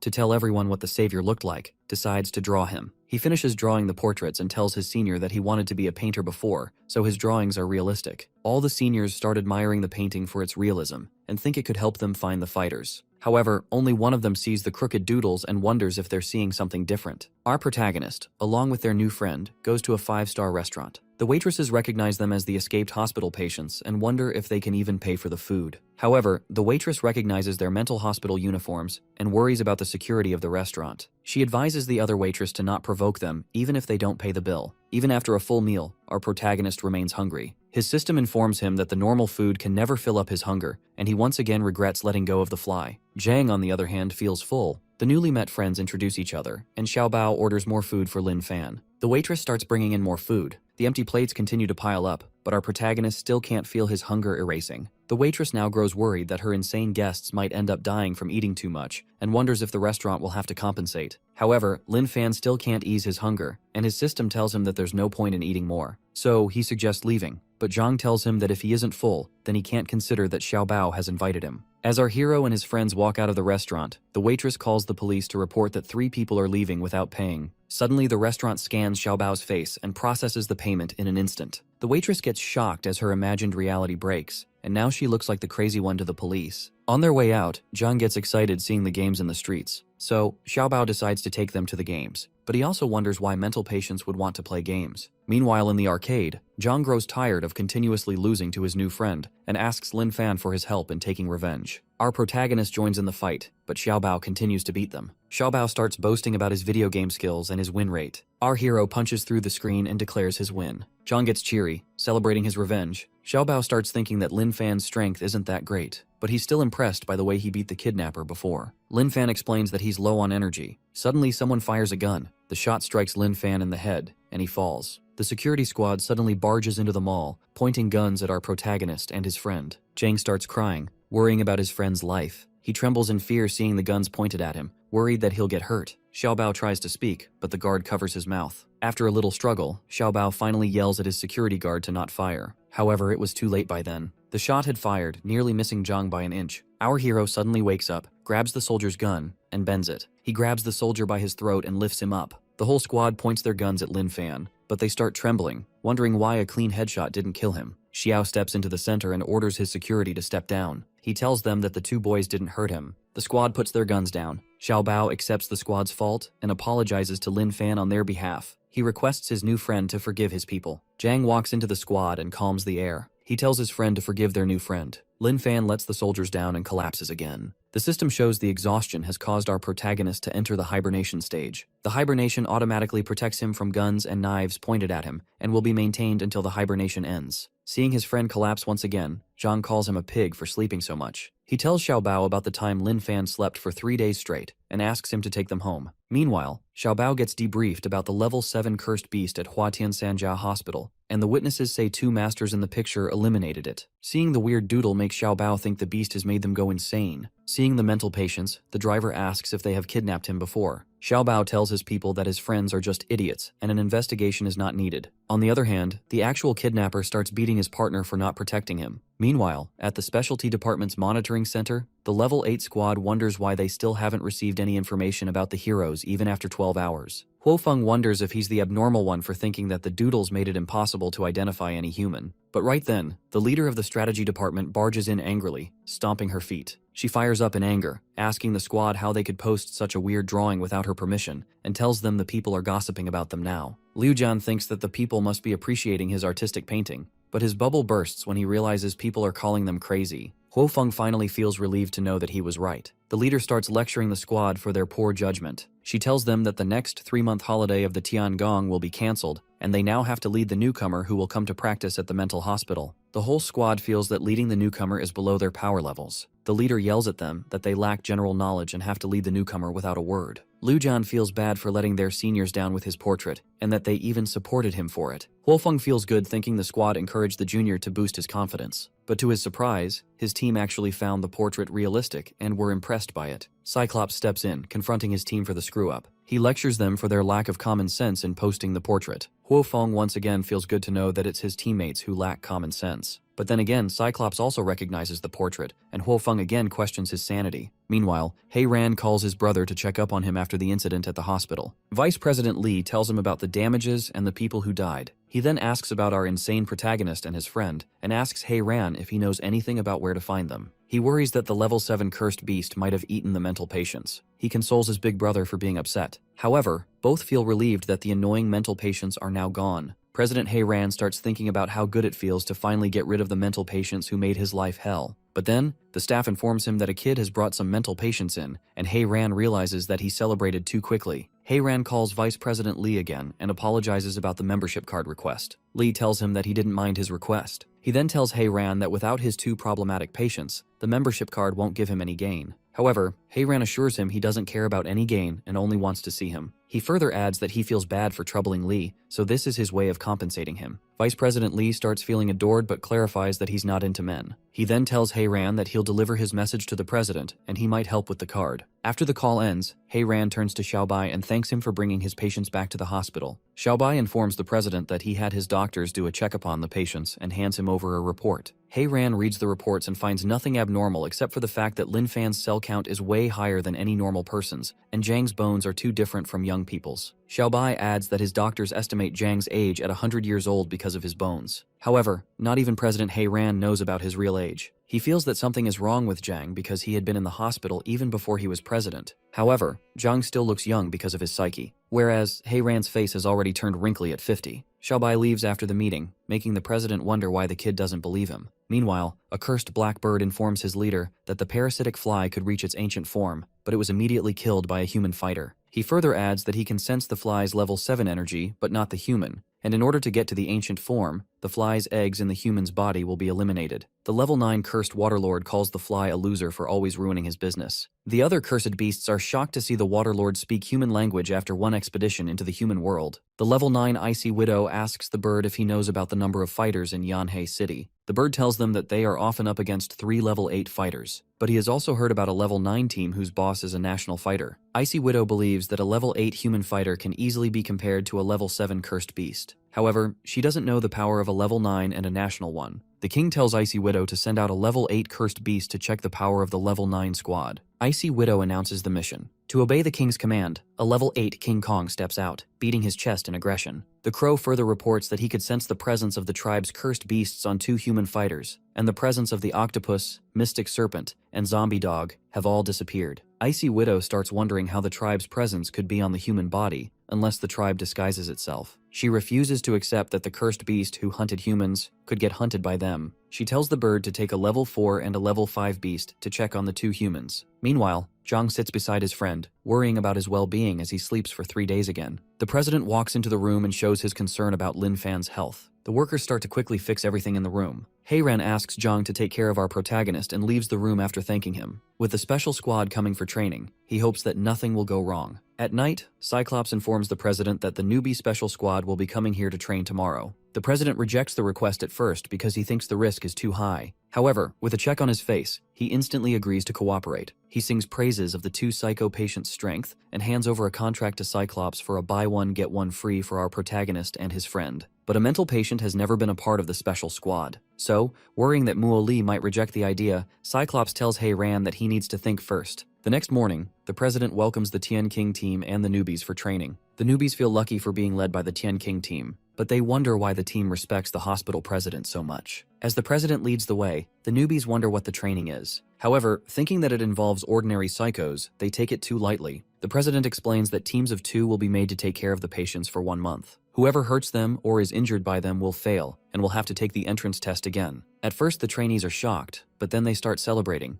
thinking that taking care of ordinary psycho-humans will be easy. But only the president knows the trouble that is about to come. Meanwhile, Lin Fan, after absorbing the world's energy during his sleep, starts to wake up. Jang jumps at our protagonist, furious at him for sleeping for so many days. He tells his friend that Xiaoba took them home, and the president was worried about him, so they should find him. So, our hero and his friend break through the heavily barricaded door, jumping cheerfully to meet the president. All the newbies line up to receive their patients. The president tells the patient that his father is now going to take care of him for the month. The newbie is shocked and disgusted to receive an old man as a son. The old man hugs the kid, crying in relief that his father has returned. The president hands over the information to the newbie and sends him off. Next up, he hands over the enthusiastic watch seller, Mr. Buo, to the newbie. Buo gets excited, having finally received a customer. Then, the president sends Professor Ting Kuo to the newbie and tells him that the kid wants to learn from him for a month. The professor asks the newbie about a bunch of topics, and seeing him speechless, he starts scolding the kid for not knowing the basics. The professor starts walking away, refusing to teach him, so Heiran tells the newbie to beg the professor. Seeing a line before the president, our protagonist thinks that they also need to get in line to meet him. The president unknowingly starts to introduce Jang, but he nearly gets a heart attack realizing who he's handing over to the newbies. Xiaolu introduces herself to Jang and tells him she'll take care of him for a month. But the president steps in to tell her she can't take care of this patient. He offers to assign her a new patient, but the girl insists that she can take care of him. Meanwhile, Liu Jin introduces himself to our protagonist as his caretaker. They both shake hands, but the president steps in to break them off. He tells the newbies that these 2 patients are fighters with inborn talent and they can't handle them. However, Liu Jin insists that he wants to learn from the powerful fighters because they're rare. He thinks about how the teachers failed to see his talent, but now he can shine. Liu Jin activates his level 3 armor, and thinking that it's unbreakable, he asks our hero to hit him. The newbies get eager to see the armor in action. Lin Fan confirms from Jang that the bald head is actually asking him to hit him. He steps forward, folding his fist. Liu Jin encourages our protagonist to use his talent. However, he soon learns his lesson when a bear punch breaks his shield and throws him into the air. Duo Te and Xiao Xiao form a barrier around the hospital, while Huo Feng and Luo Wang take care of the corner barriers. After finishing the barriers, Xiao Xiao tells Duo Te that she feels sad that their vacations were cancelled. To lift her mood up, he hands her an egg that she likes along with a drawing on it. Xiao Xiao notices the drawing and starts blushing. After setting up the corner barriers, the squad can detect the energy wave of the people inside, and if the newbies injure anyone, the barrier can prevent it. With the barrier, the squad doesn't need to worry about the patient's safety. Right then, they see Liu Jin flying in from the sky and crashing before them. Xiao Xiao gets shocked and nearly chokes on the egg. Duo Te carries her upside down, and she throws the egg out. Luo Wang and Huo Feng run in anger, thinking that their teammate is hurting Xiao Xiao. They finally take a breath after learning the whole story. Meanwhile, Liu Jin reaches out to them, barely able to move a finger. He tells them that a patient with a gifted talent hit him. Realizing why the barrier didn't detect the energy, Duote feels that the patient must possess great strength for hurting a level 3 fighter without generating any energy. Meanwhile, all the newbies in the hospital are shocked with our protagonist's strength. The president tells Lin Fan that it was wrong to hit Liu Jian. Lin Fan and Jang try to argue that the man asked them to hit him, but the president tells them that they still shouldn't do it, and even if they did, they should hold back a little. All the newbies get scared seeing the patient's strength, and tell the president that they give up on training because they're too weak. As the Tian King squad walks in, Huo Feng instantly recognizes the patients who killed the level 7 beast. Seeing his teammates not recognize them, he once again thinks he's not normal. But then, the teammates recognize the masters, and Huo Feng takes a sigh of relief. The Tian King squad gets excited after finally finding the heroes who saved the hospital from the level 7 squad. However, they all wonder why the masters are in patient uniforms. The squad thinks the great heroes are hiding their identity to practice in the hospital. Luo Wang remembers the boss telling them to respect the president, and he thinks it's because the masters asked the president to build the hospital so they could practice here. The Tian King team falls in love with the powerful heroes and considers nominating them for a special squad. Liu Jin realizes that he ruined his own reputation and someone else will be nominated. The president takes this opportunity to get rid of his insane patients and tells the squad that Lin Fan and Jang are fighters pretending to be patients. He encourages their idea that they should be members of the squad, making the squad even happier. Lin Fan and Jang both realize the president wants to send them someplace else, but they want to stay at home because the president might worry about them.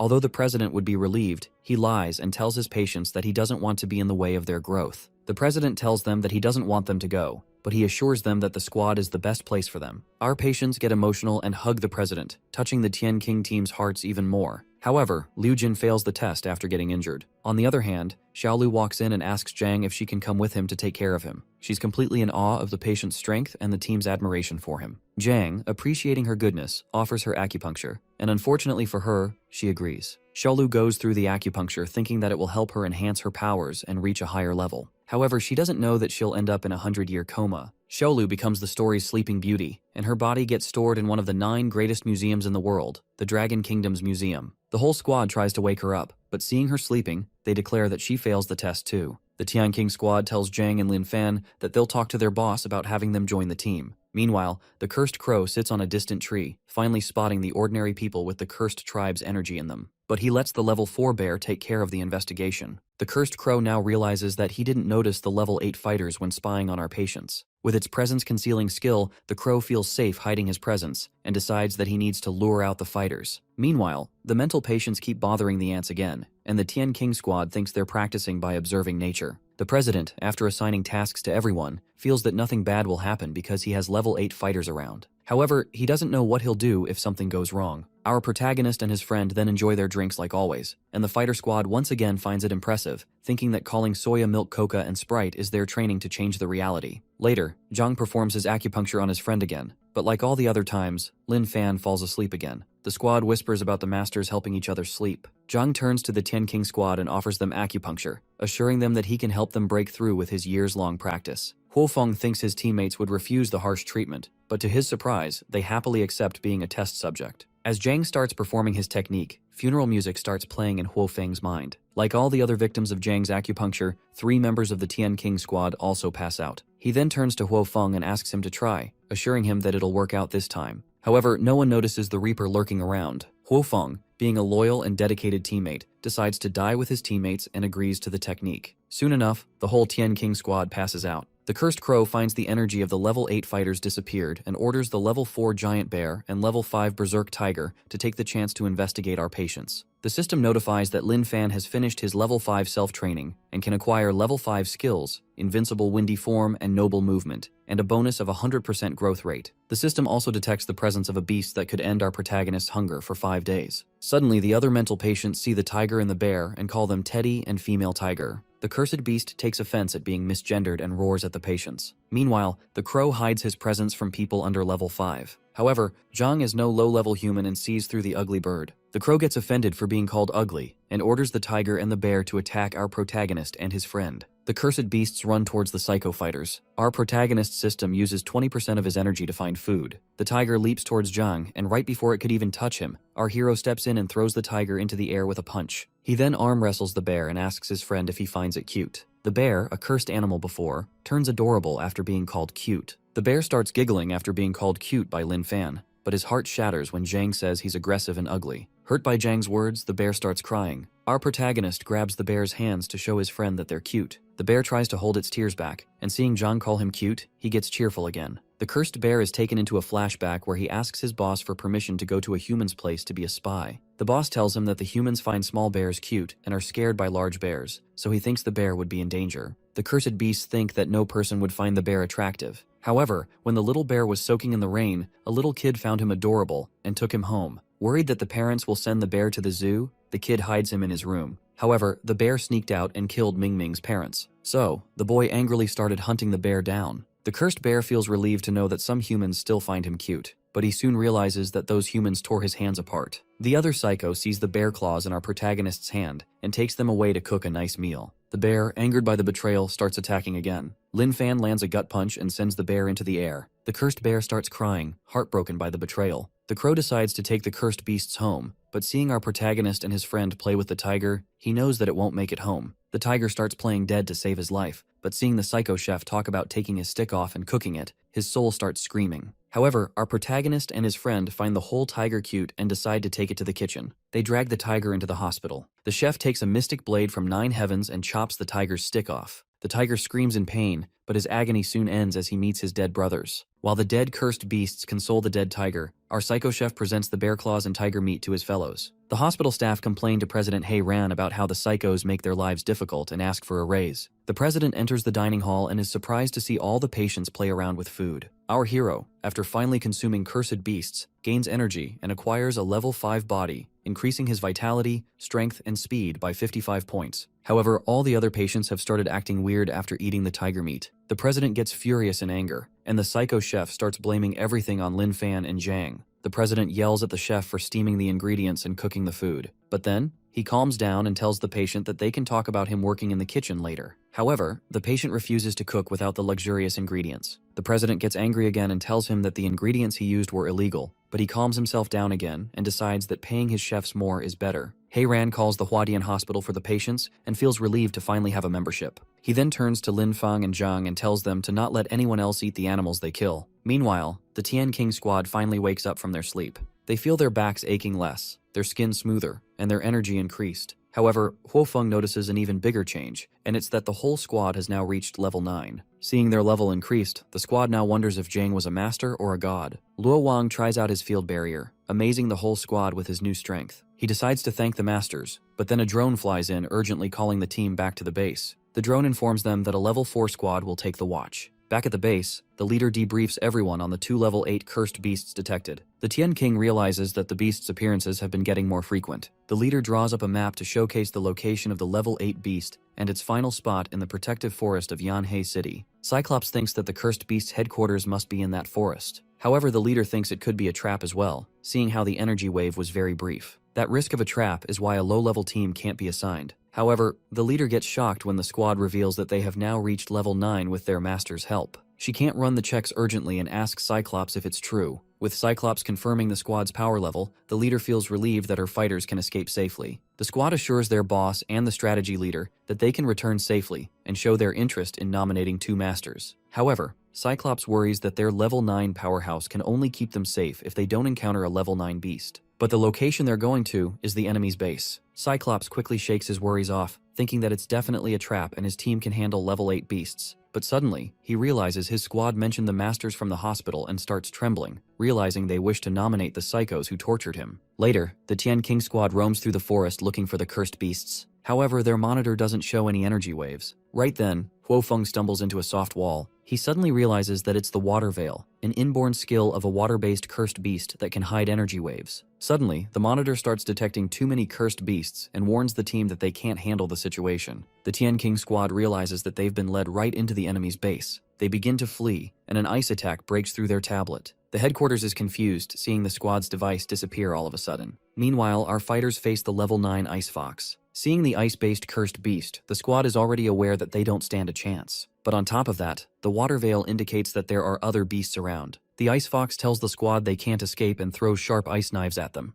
Huofeng uses his golden protection shield to protect his squad. Xiao Xiao uses her healing pill to heal her teammate while he takes the attacks on his shield. A level 5 ironpeck woodpecker flies in to attack the shield, nearly breaking it apart. Luo Wang uses his fatal thunderspell tag and kills the woodpecker instantly. However, it doesn't end here, and soon a flock of woodpeckers and the ice spikes attack the shield all at once. The whole squad use their abilities to their fullest but fail to hold their ground. Huofeng starts coughing blood, the shield breaks down, and the woodpeckers break in. The bird nearly hits Huofeng in the head, but right then, a sword flies by, splitting the bird in half. The sword flies towards the ice fox but nearly misses her. The cursed ice fox recognizes the level 9 powerhouse as Duo Te fights for his team with his full might. Luo Wang begins his Grant protective formation, the shocking thunder, but the ice fox steps in and attacks him with her ice spikes. Xiao Xiao falls from the ice fox's attack. She uses her level 2 recovery pills to heal herself. With his protective formation failing to hold up, Luo Wang tells Duo Te to take Huofeng and leave. He opens the portal and tells them to get in. Xiao Xiao gives them her level 4 celestial pills and guardian pills. Huo Wang tries to stop her from giving him her lifeline and tells them to get in,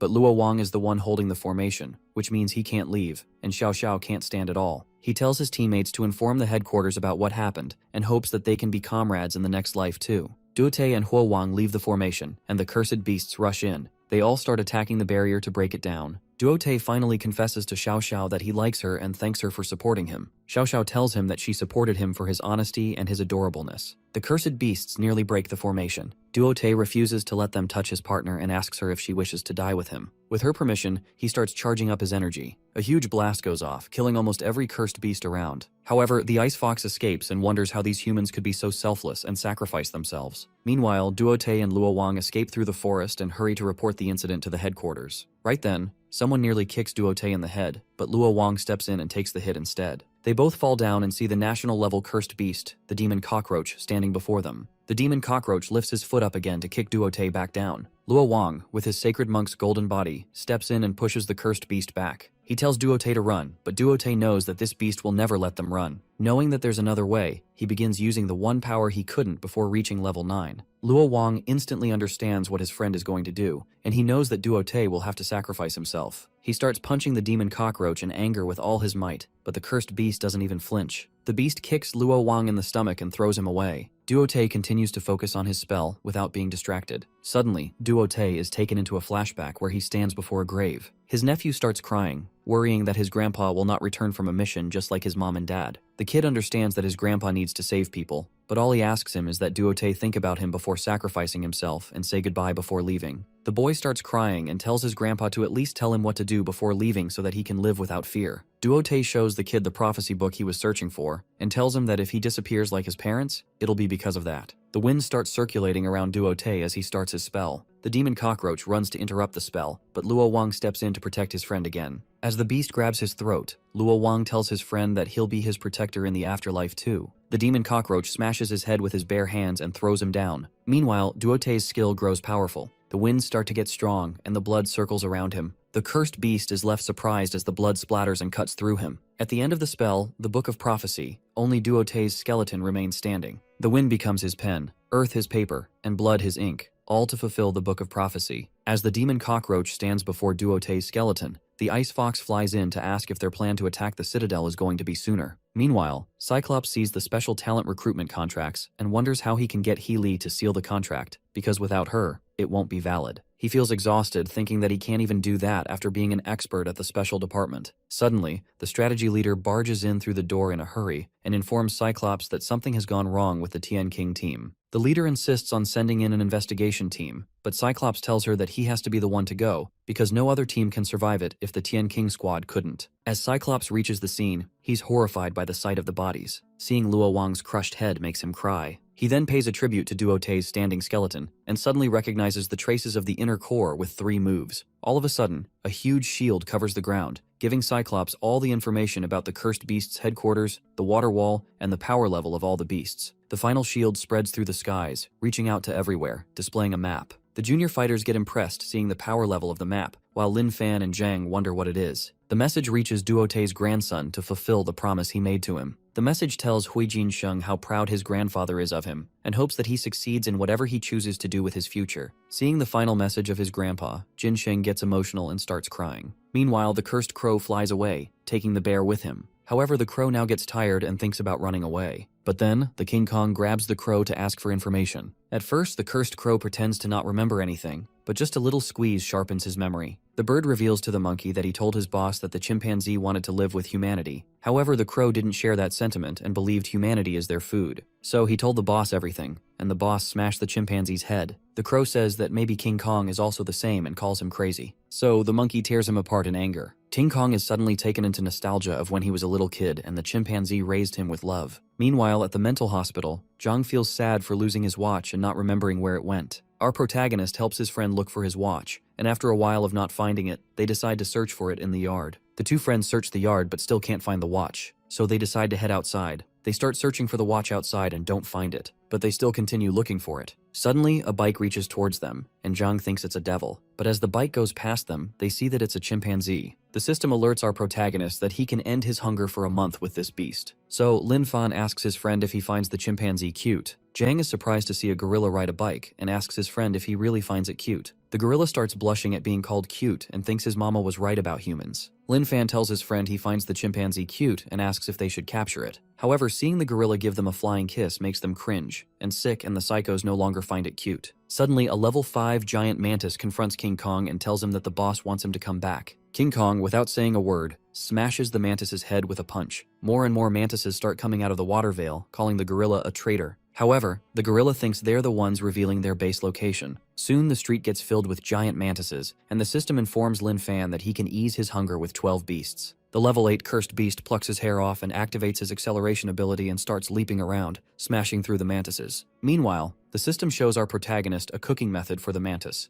But right before he could share an opinion with his friend, the gorilla smashes its head. Meanwhile, Cyclops informs the leader about the 2 level 9 cursed beasts and the armor-breaking creatures his team found. He adds that his team had the last destination as the cursed creatures' headquarters, but because of the support of level 9 beasts, they can't control their energy value. The Tian King team gave their lives for this information. However, with the high-level cursed creature's IQ, the fighters have no chance against it. The leader realizes that the highest-level cursed beast has been in Yanhai City countless times and commanded many cursed beasts, and now it wishes to lead its creatures to fight Yanhai City. On the other hand, Jang recognizes the house of the woman who treated them to delicious food and tells his friend he wants to visit her. Lin Fan suggests grabbing a gift for her, so they both head inside a shop. Inside the shop, the shopkeeper recognizes their psychiatric uniforms. Our psychos ask the woman if they can buy the box of milk without any money. The woman thinks about not giving the psychos anything, but out of fear, she agrees. So, they both leave the shop with milk and a promise that they'll return the money. The psychos realize that the woman must be sleeping and decide to leave the box of milk outside her apartment and leave to search for the watch. The next morning, the woman is surprised to see a box of milk at her doorway. Her neighbor hears that the woman has no idea who put it there and decides to take it from her. He pretends to own the box of milk and gets frustrated when the woman confirms if it's really his. He starts to defend himself and threatens to tell her daughter's school what her mother does. As the man walks back into his home, his son wonders why he bought so much milk. The man tells his son that he scammed it off a woman. Suddenly, his head starts hurting and he falls on the ground. Meanwhile, Vice President Lee gets into a heated argument with Hei Ran for sending him so many patients just to make use of his membership card. Right then, the nurse walks in to inform him that the 2 patients have returned. At first, Lee gets confused, not knowing who she's talking about. A moment later, he remembers that she's talking about the psychos that he thought were devoured by the level 7 creatures. Our protagonist and his friends surprise the vice president with their sudden entry and tell him that they miss him. It is only now that President Hei Ran tells Lee that the patients have survived and he'll send someone to receive them. Vice President Lee starts crying as he realizes that Hei Ran tricked him into making a card and starts cursing him for cheating.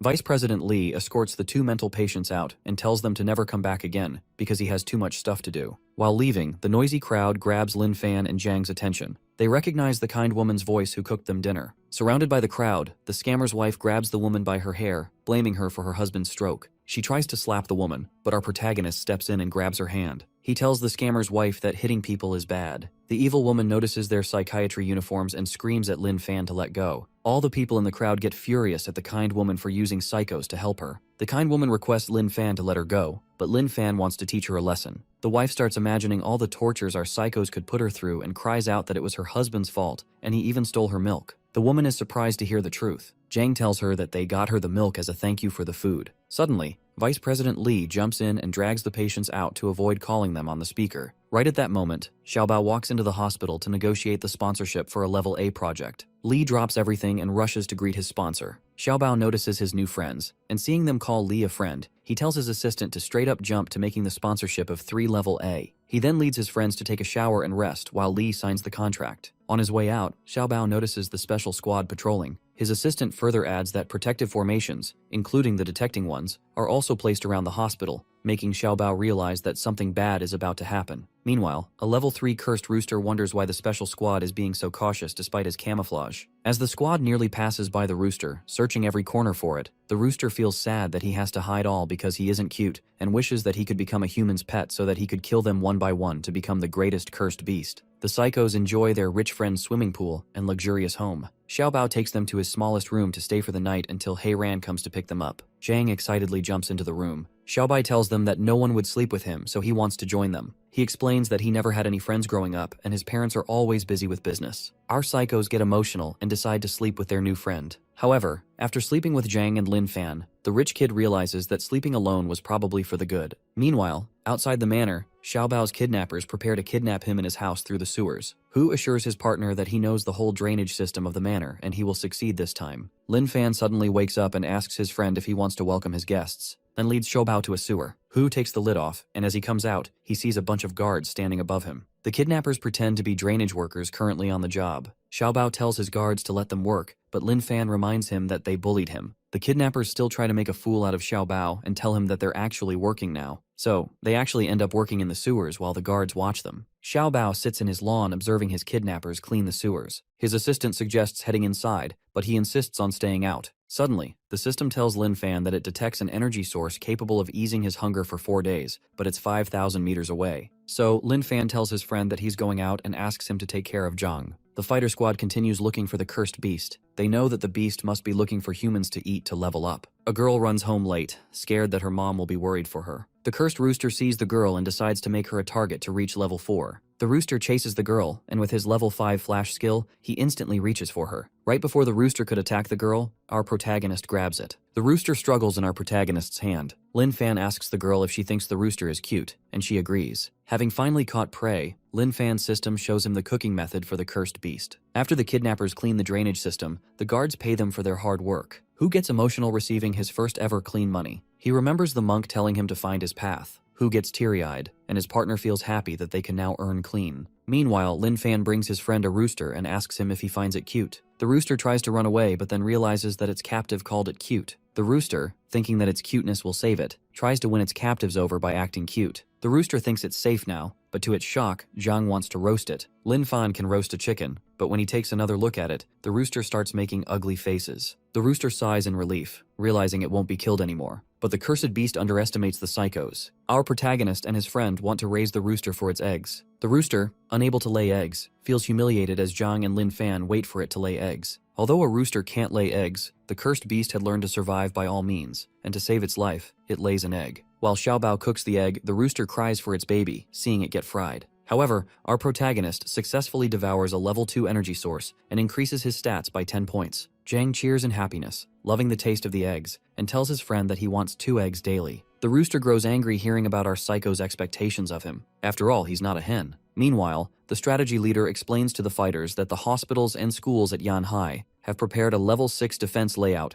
and strengthened the energy to test cursed creatures' energy, and orders them to prepare combat defense in the residential area. Cyclops asks the leaders of other squads about their progress on the defensive level 9 battle. The fighter explains that they are at the last step, but it uses so much energy that they need large amounts of new internal resources to unlock it. However, even after everything, they can only stand for 15 minutes. The fighters tell the leader that they need the help of headquarters and other cities. The strategy leader believes that they need at least 2 people of the highest level to kill the cursed beast. Otherwise, fighting it will only bring destruction to the Yanhai city. However, the neighboring cities have refused help because the highest level people can't leave without a reason, and Yanhai city has no proof of evidence of the highest level cursed creatures. The leader assures them that she'll call the headquarters for help, while Cyclops leaves to take care of something. Meanwhile, Xiaobao's assistant informs him that Lin Fan's rooster is a cursed level 3, but it was afraid of him. But Xiaobao shows no interest in it, and assures his assistant that his friend can handle it. President Heiran finally returns to pick his patients up and confronts them for buying milk at the grocery store. He tells them that he paid the store and forbids them from buying things from the outside because they don't have money. Although Lin Fan's mother gave the hospital some money, Jang has been living freely. Our protagonist, being a nice friend, offers to share his money. However, the president informs him that he used all of it in his emergency room visits and doesn't have much left anymore. The rooster is surprised to see someone so strong be controlled by someone. The president notices the rooster and is surprised when Lin Fan tells him it can lay eggs. At the hospital, Cyclops waits for patients and notices the energy wave of a level 3 cursed creature. He notices the rooster in Lin Fan's hand and jumps to attack it, but Lin Fan grabs his hand and stops him. Cyclops is surprised to see our protagonist block his magic power. He wonders how he could easily block such power and decides to test him. Cyclops attacks Lin Fan again, and the system notifies our protagonist that he has to avoid the power in 15 minutes.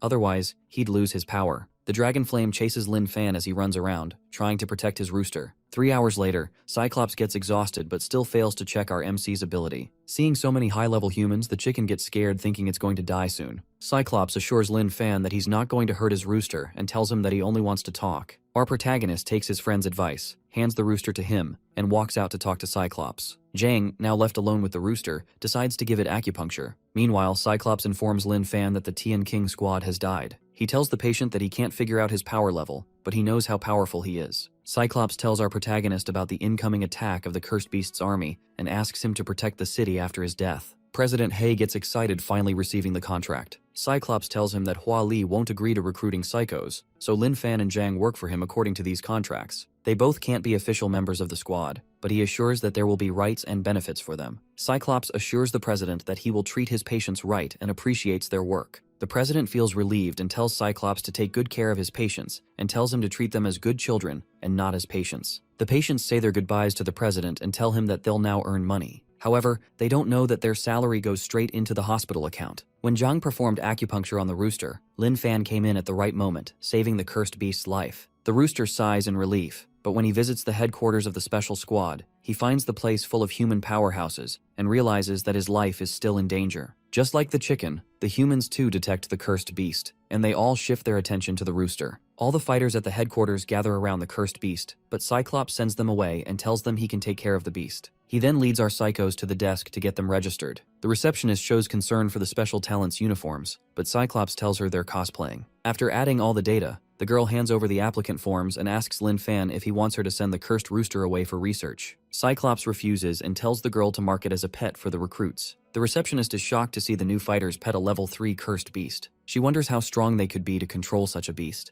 and soon enough, the rooster and the new recruits become the topic of gossip in the group chat. Meanwhile, Cyclops takes his new talent to the lab to get their abilities checked, but to his surprise, Jang scores at level 0. He now wonders how someone so ordinary could make him suffer like that, and the assistant wonders why his boss would hire an ordinary person. He then checks Lin Fan's stats and finds his level at 0 too. The chicken, however, ranks at level 3, like everyone thought. Cyclops can't understand why he can't figure out their ranks. The assistant grows curious why he brought ordinary people to get checked. Cyclops assures him they're not ordinary. They just have special powerhouses, so their energy wave can't be decided. However, the assistant argues that the fighting sense is the only way to figure out the new recruit's current power, so he wonders what they do if they have no killing intent or will to fight. Cyclops knows that this method is only for normal people, and his recruits are far from it. So he asks his assistant to fill them in as level X with unstable fighting ability. As Cyclops leaves, the assistant still can't understand why his boss brought in ordinary people. Meanwhile, the rooster feels humiliated being collared in an enemy base. Cyclops tells our protagonist that this is their room, and all the powerhouses with special talents have one. He then tells them they have a job. Our patients act clueless, but Cyclops assures them that it's just easy patrolling and helping whoever is in need. Before Cyclops leaves, Jang tells him that he has improved on his acupuncture and can heal his eyes. Cyclops gets scared, and Lin Fan tells him that Jang has been studying about his sickness. Cyclops realizes that the psychos actually care about him, so he decides to give it a try. However, his mind changes once again when Jang says he first needs to blind him. The whole GC continues to gossip about the new recruits. Some believe that the fighters aren't actually powerhouses and the boss brought them in because they're his nephews, but some believe in their boss's judgment. Meanwhile, Cyclops feels relieved after nearly escaping another acupuncture.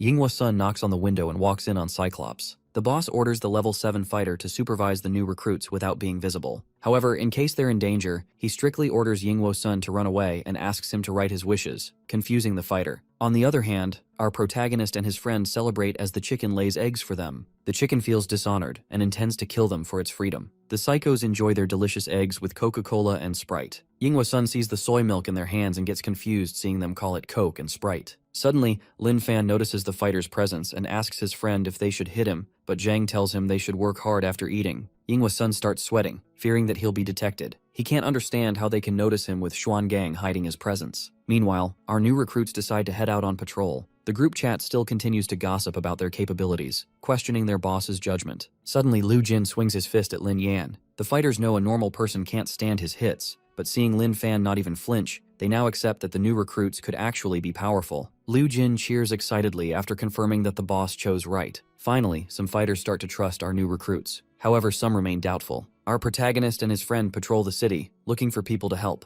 They see a lost woman and offer to take her home. They accompany the woman while she leads the way. After an hour of walking, the woman's home is still nowhere in sight, and she gets too tired to walk. So Lin Fan offers to carry her home. The sun starts to set, and the woman keeps telling them her house is right ahead. She worries that Lin Fan will get tired of carrying her, but Jang assures her that he'll carry her then. After so much walking, even the rooster grows tired. The sun sets and the moon comes up, and they finally reach the woman's house. As a thank you, the woman gives them flower rings for their hands that our recruits really love. After safely helping the old woman reach home, Lin Fan and Jang walk back home with their pet rooster. Yinghua Sun knows now that the recruits are really powerful. The group chat still continues to gossip about the recruits' power level, doubting that they have any. Lin Fan carries his friend home after he gets tired of walking. The cursed rooster suddenly notices the energy wave of a cursed beast more powerful than it. The rooster sees this as his chance at freedom. It thinks that its captives will be killed or eaten and he'll be free. So, the rooster runs towards the cursed beast, and the system recognizes a source of energy that could ease our MC's hunger for a week. Meanwhile, the level 5 powerhouse team fights the cursed beast. However, they're no match against the level 5 cursed beast. The headquarters has informed all the nearby level 6 powerhouses, and the team only needs to buy time. They heal each other while waiting for help,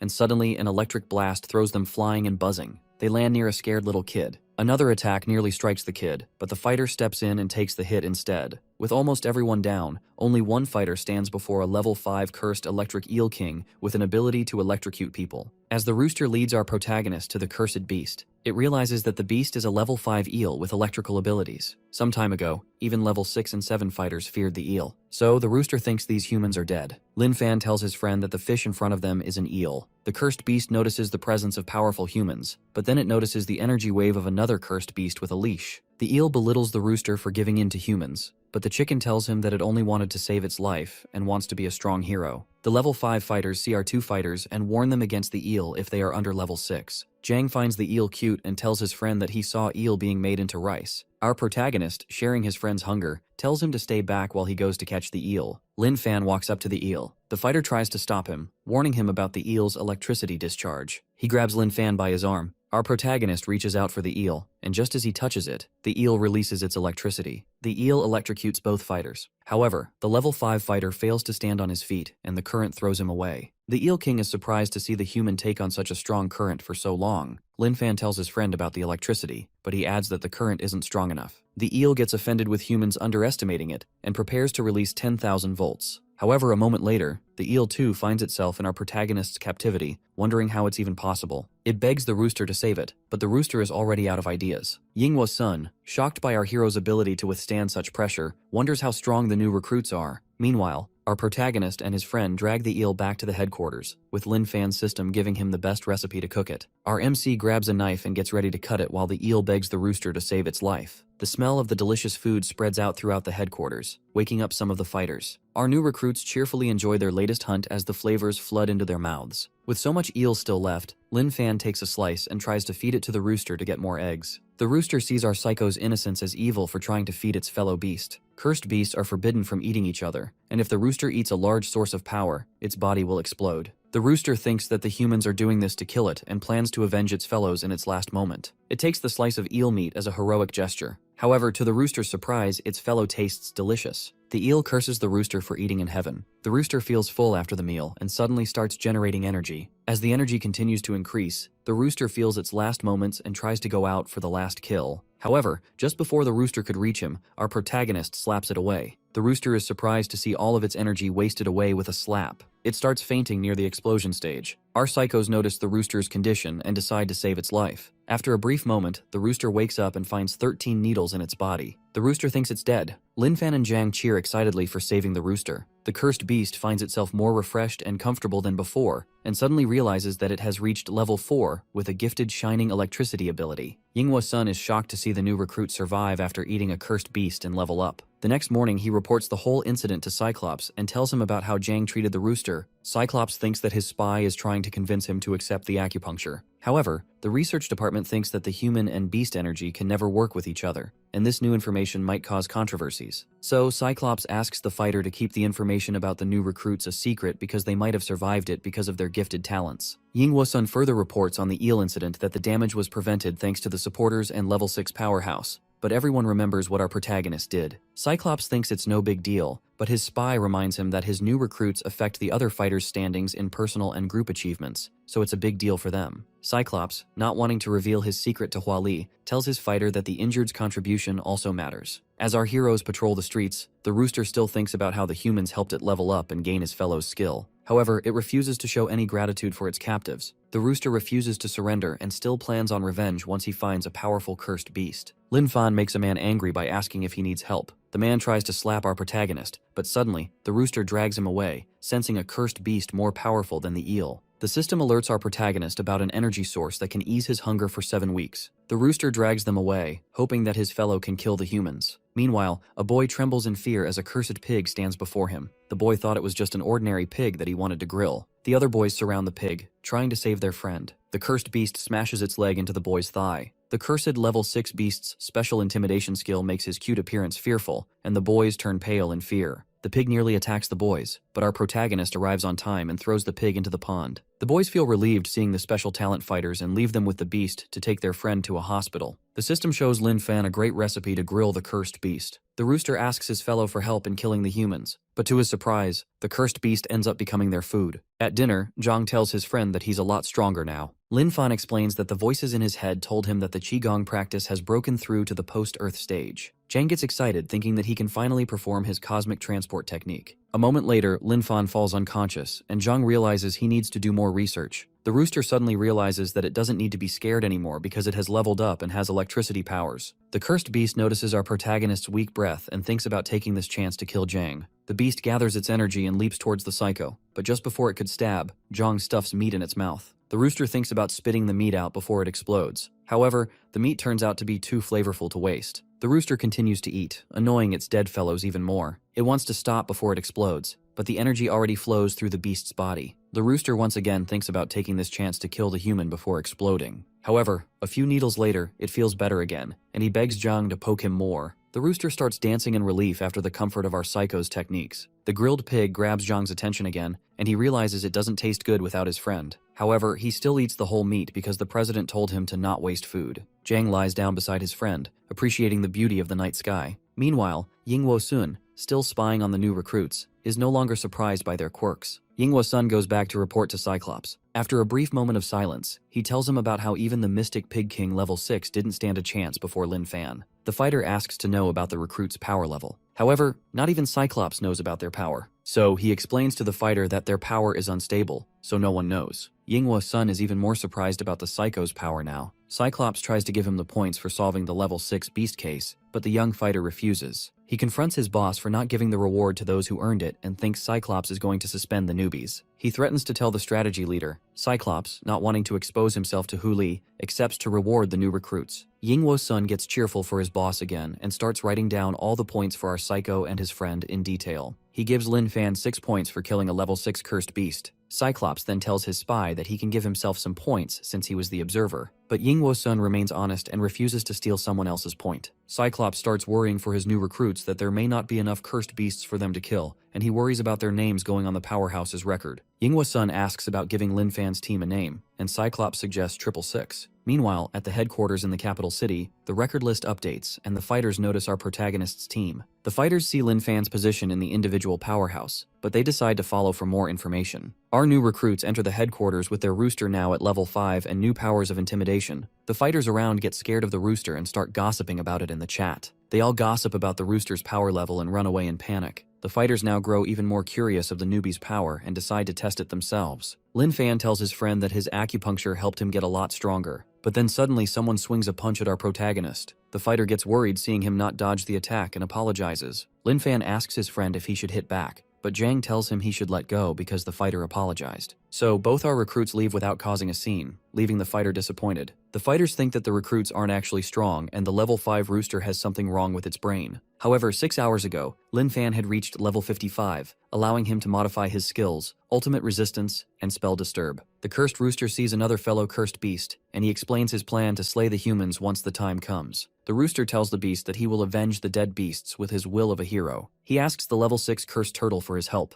The cursed turtle, thinking mighty of himself, uses his poisonous bullets to attack the humans. However, the turtle doesn't know our protagonist loves eating cursed beasts. As he grabs the turtle, his system shows that he can ease his hunger for 7 weeks and gives him a recipe to cook the beast. Jang gets excited for new food. The rooster tries to save his fellow beast, but soon enough the turtle turns into delicious food. Seeing the turtle cooked, even the rooster starts drooling. He promises his fellow beasts to avenge them, but seeing his mouth water, the fellow beasts no longer trust him. Jang gives some food to the rooster to taste. The rooster, with his mouth still watering, hesitates to eat. The cursed rooster tries the food and starts hurting. It turns to Jang, begging to be poked. Lin Fan sees the rooster suffering and asks his friend if they should castrate it. The rooster gets shocked, but his fellow beasts celebrate. Jang begins castration with his acupuncture. However, after the procedure is done, Jang only manages to take away the rooster's pain. The rooster takes a sigh of relief, making his dead fellows jealous. The kid notices his pet turtle missing and starts crying. Meanwhile, at the Yanhei's aquarium, the rooster sees his fellows and begs and calls them for help in taking down the humans. However, our psychos are in awe of the beauty, and Lin Fan's system detects an energy source worth easing 50 years of hunger. All the aquarium fish start crying. The dead beasts find our protagonist barbaric for so much violence against them. The president of the aquarium is shocked when he hears that someone smashed the glass at the deep-sea fish exhibition.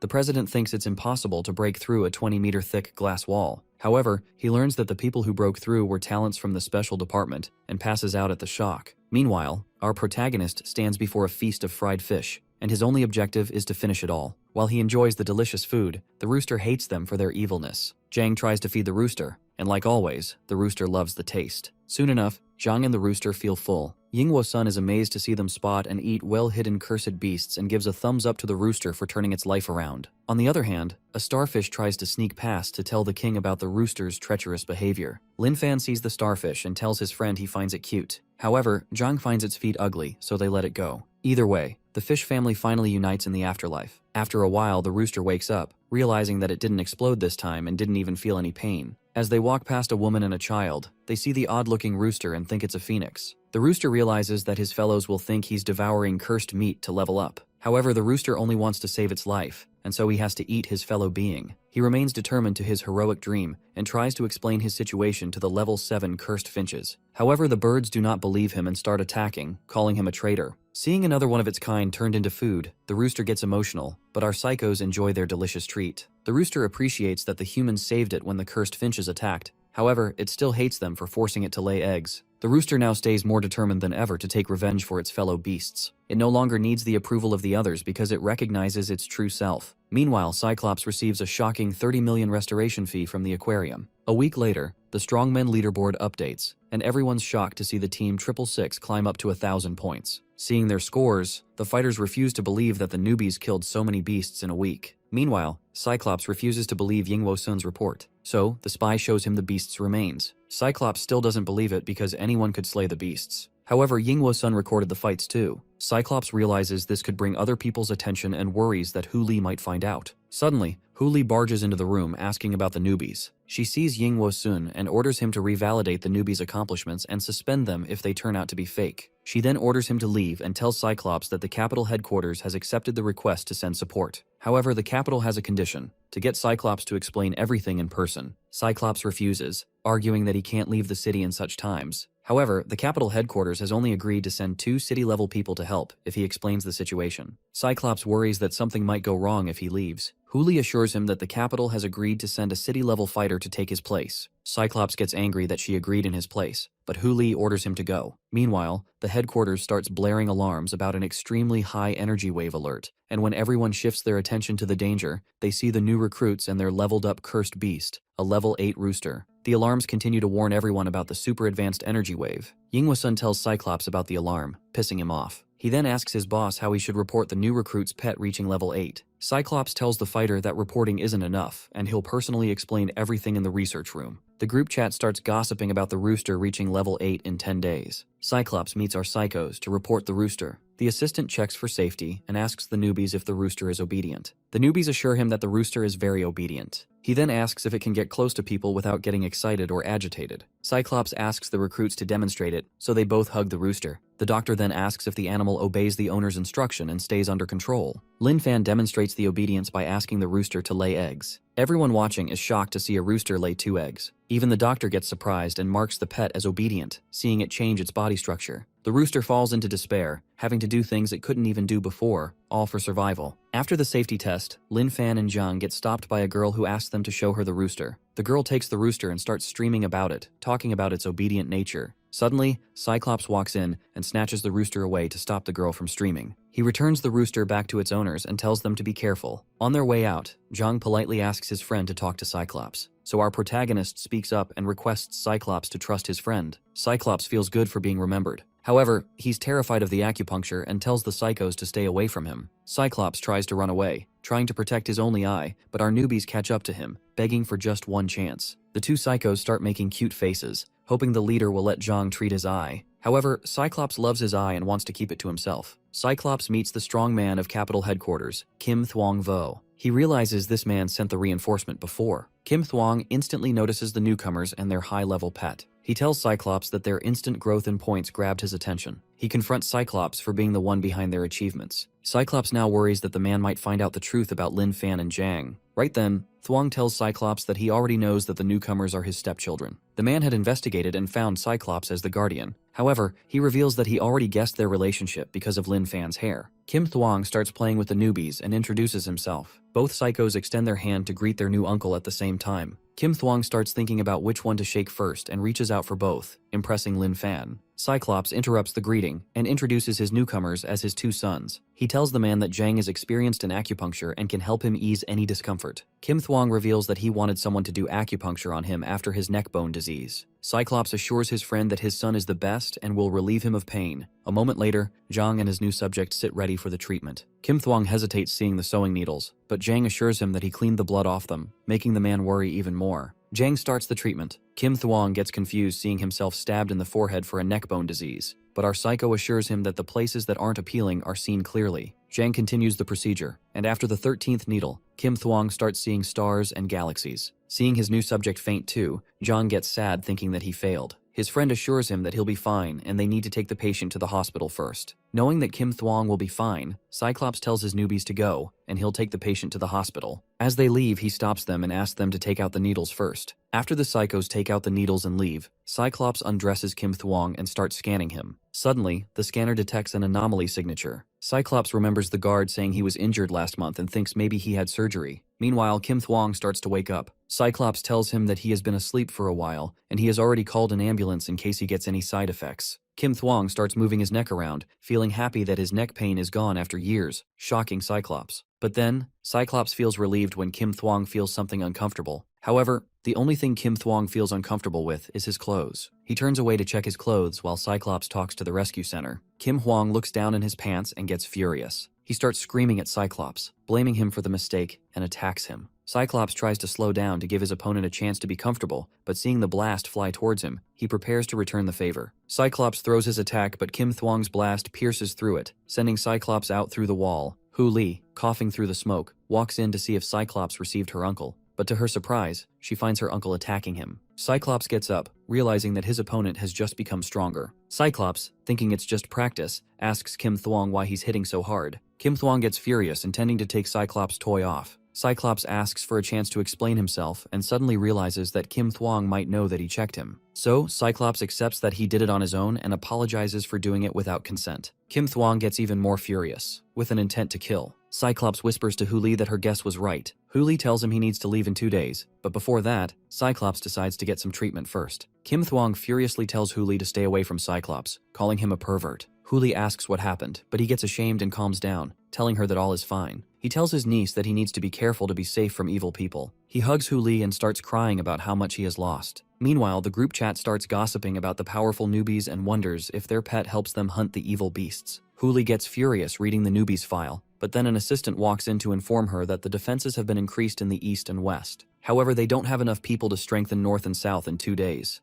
Hu Li, eager to finish the defense in 2 days, suggests calling the graduates of the 4 major colleges, thinking that they must have finished their training. However, to her disappointment, not even one trainee passed the test, and all failed to take care of the mental patients. The cursed demon cockroach receives the news of hidden dory fishes, venomous tortoises, and the eel's death. The cursed beasts were trained to hide their energy waves so that the humans won't find them, which makes Ice Fox think someone from their kind has been sensing it. She takes the letter from the boss and informs him that the giant mantis team sent to the gorilla has disappeared too. She thinks that the gorilla revealed their ambush place and betrayed them, and promises to his boss to kill him before he can leak any information to humans. Meanwhile, at the abandoned factory, the level 8 giant grasshopper and 2-headed wolf confront King Kong for being a traitor. The gorilla leaps towards the beasts to attack them. The cursed grasshopper, with its sharp claws, throws its flashing sword shadows at the gorilla. The cursed chimp now stands before his fellows, trying to save himself. The 2-headed wolf takes a leap and scratches the gorilla's face. The wolf takes another leap and the gorilla punches it in the head. However, the wolf uses its second head and bites King Kong's hand. The gorilla stands his ground alone against 2 of his fellows. Our protagonist, along with his friend and pet, happens to pass, and his pet recognizes multiple level 8 cursed beasts. The rooster, now hoping that 4 level 8 beasts would be enough to kill his captives, drags them towards the scene. Lin Fan's system detects targets worth easing his hunger for 10 weeks. However, the rooster detects that one of the energy waves has disappeared.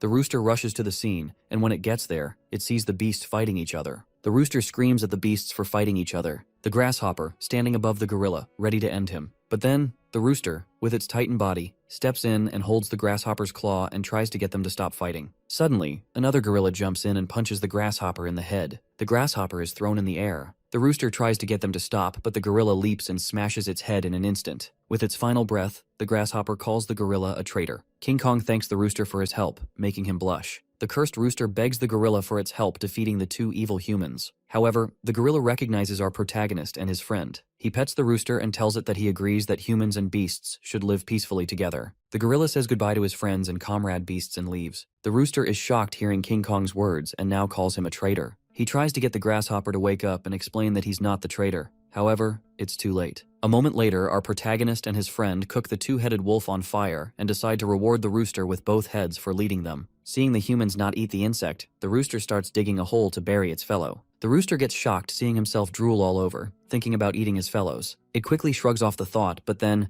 our psychos call him in to eat the food. The rooster gets excited once again hearing about the food. It tries to convince itself that it hates eating the fellow cursed beast, but the delicious smell convinces it otherwise. Jang tells the rooster that the heads are his reward. The rooster, still refusing to accept that he loves the meat, tries to convince himself that he's being forced. The cursed rooster thinks that he's drooling because something is wrong with his genes. He promises his fellow comrades that he will get revenge for them. However, the dead beasts no longer trust him. After a little while, our recruits finished eating the 2-headed wolves. The system tells Lin Fan to collect the eating utensils and tools of the system. Suddenly, the Special Division Action Team reaches the scene, but to their surprise, the newbies have already defeated the 3 level 8 cursed beasts. Even more shocking is that they think the rooster is helping the team. Kim Thuong tells Jang that his acupuncture was really effective and asks why they left. Jang answers that Cyclops told them to go because he said it'd be inconvenient for them to stay. One of the fighters sees a paper on the ground. He picks it up and sees the drawing made by the gorilla. Meanwhile, the gorilla, injured from the grasshopper's poison, limps through the street and falls into an open pothole. The kidnappers from before walk the sewers when they find the gorilla knocked unconscious and start thinking about selling it to the zoo. His partner tells him that he could go to jail for doing something illegal. The kidnapper thinks about all the money he could make from the circus gorilla, but then shakes it off because his dream is now to build a sewer cleaning company. On the other hand, the fighters group chat now gossips about our heroes' feats of killing multiple cursed beasts together with the help of their cursed rooster. As Jang and Lin Fan enter the headquarters, the system again alerts everyone of the beast's presence. Jang sees the rooster sleeping for so long and worries that it might be sick. But then, they're welcomed by an action team of a special department with level 8 enhancers and the strategy leader, Hu Li. The leader orders the special team to take away the psychos and locks them up in a prison. She then takes their rooster and locks it down in the cursed beast's cage originally meant to hold level 7 creatures. The scientists wonder if the cage can even hold a level 8 creature, but with the rooster asleep, they can only have hopes. Hu Li orders the scientists to check the new recruiters for their physical health and emotional stability. She forbids them from letting them out if they fail no matter what, and asks them to check the recruits' DNA and poison with the enhancers. Meanwhile, Cyclops stands with the level 9 enhancer ordered by the headquarters to pick him up. He sees Hu Li coming in and asks her why she was so late. Hu Li, not revealing that she knows about the newbie's history, tells him she just needed to take care of some unstable sources.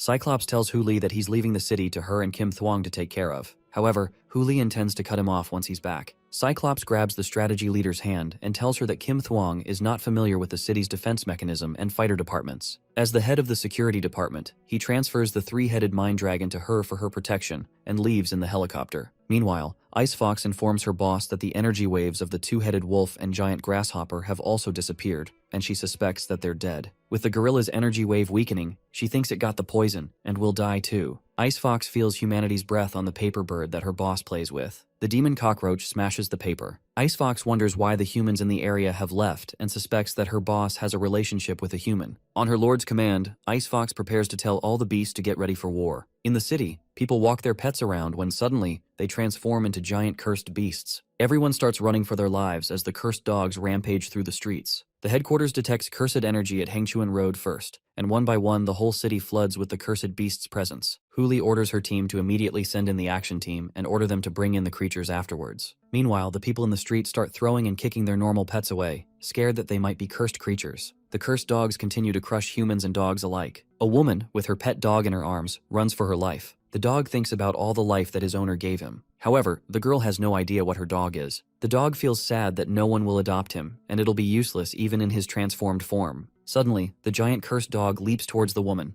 Right before the cursed dog could attack the woman, her pet dog, after 100 years of hiding, transforms into his true self and protects his owner. The cursed beast calls the level 6 Tengu a traitor. However, the woman was the one who loved her when his fellows laughed at him, and now he tries to protect her from the danger. The girl is shocked to see her tiny pet dog turn into a cursed beast. The dog turns towards her, and seeing her get scared, he gets disappointed. However, the dog remains faithful to its owner and fights its kind for her safety. He attacks the cursed dog, knocking its teeth out. The dog then runs towards its owner. The girl trembles in fear, and thinking it's going to attack her, she closes her eyes. However, the dog attacks the cursed level 6 two-headed python. It bit the python in the neck, knocking it out. But the python, with its second head, bites the dog's neck. Seeing her pet dog getting strangled by a giant python, the girl starts crying. Another level 6 snake sneaks up behind the woman and surrounds her. The snake leaps towards the woman with its jaws wide open, but suddenly the cursed dog smashes it into bits with his claws. The snake is cut into pieces. The giant python wraps itself around the dog to strangle it while the tiny snakes bite it in the legs. The dog, with its jaws clenched into the python's skin, smashes the little snake like an ant, and with his gifted claws, he severs the python's head and comes out victorious. The dog slowly reaches out to its owner, but suddenly, the fighter squad reaches the scene and attacks the dog. The level 7 team prepares to finish the dog off, but the woman desperately begs them to stop and tells them that the dog saved her life. Meanwhile, Ice Fox sees the betrayal from a distance and thinks the traitors are the reason they have to hide in the shadows. The woman hugs her dog as it lies bruised and weakened. She looks up and sees an ice spear flying down towards her pet. She covers the dog to protect it, but the dog pushes the woman aside and takes the hit instead. The woman cries seeing her pet sacrifice its life for her. The fighter squad gets shocked seeing the cursed beast protect a human. However, they realize that they're no match for the beast that hovers above them. Meanwhile, the headquarters runs into panic seeing the energy wave of a level 9 cursed beast. Earlier, they were only aware of the highest level 6 beast and sent 4 level 7 fighters. Then suddenly, the signals of the level 7 team disappear.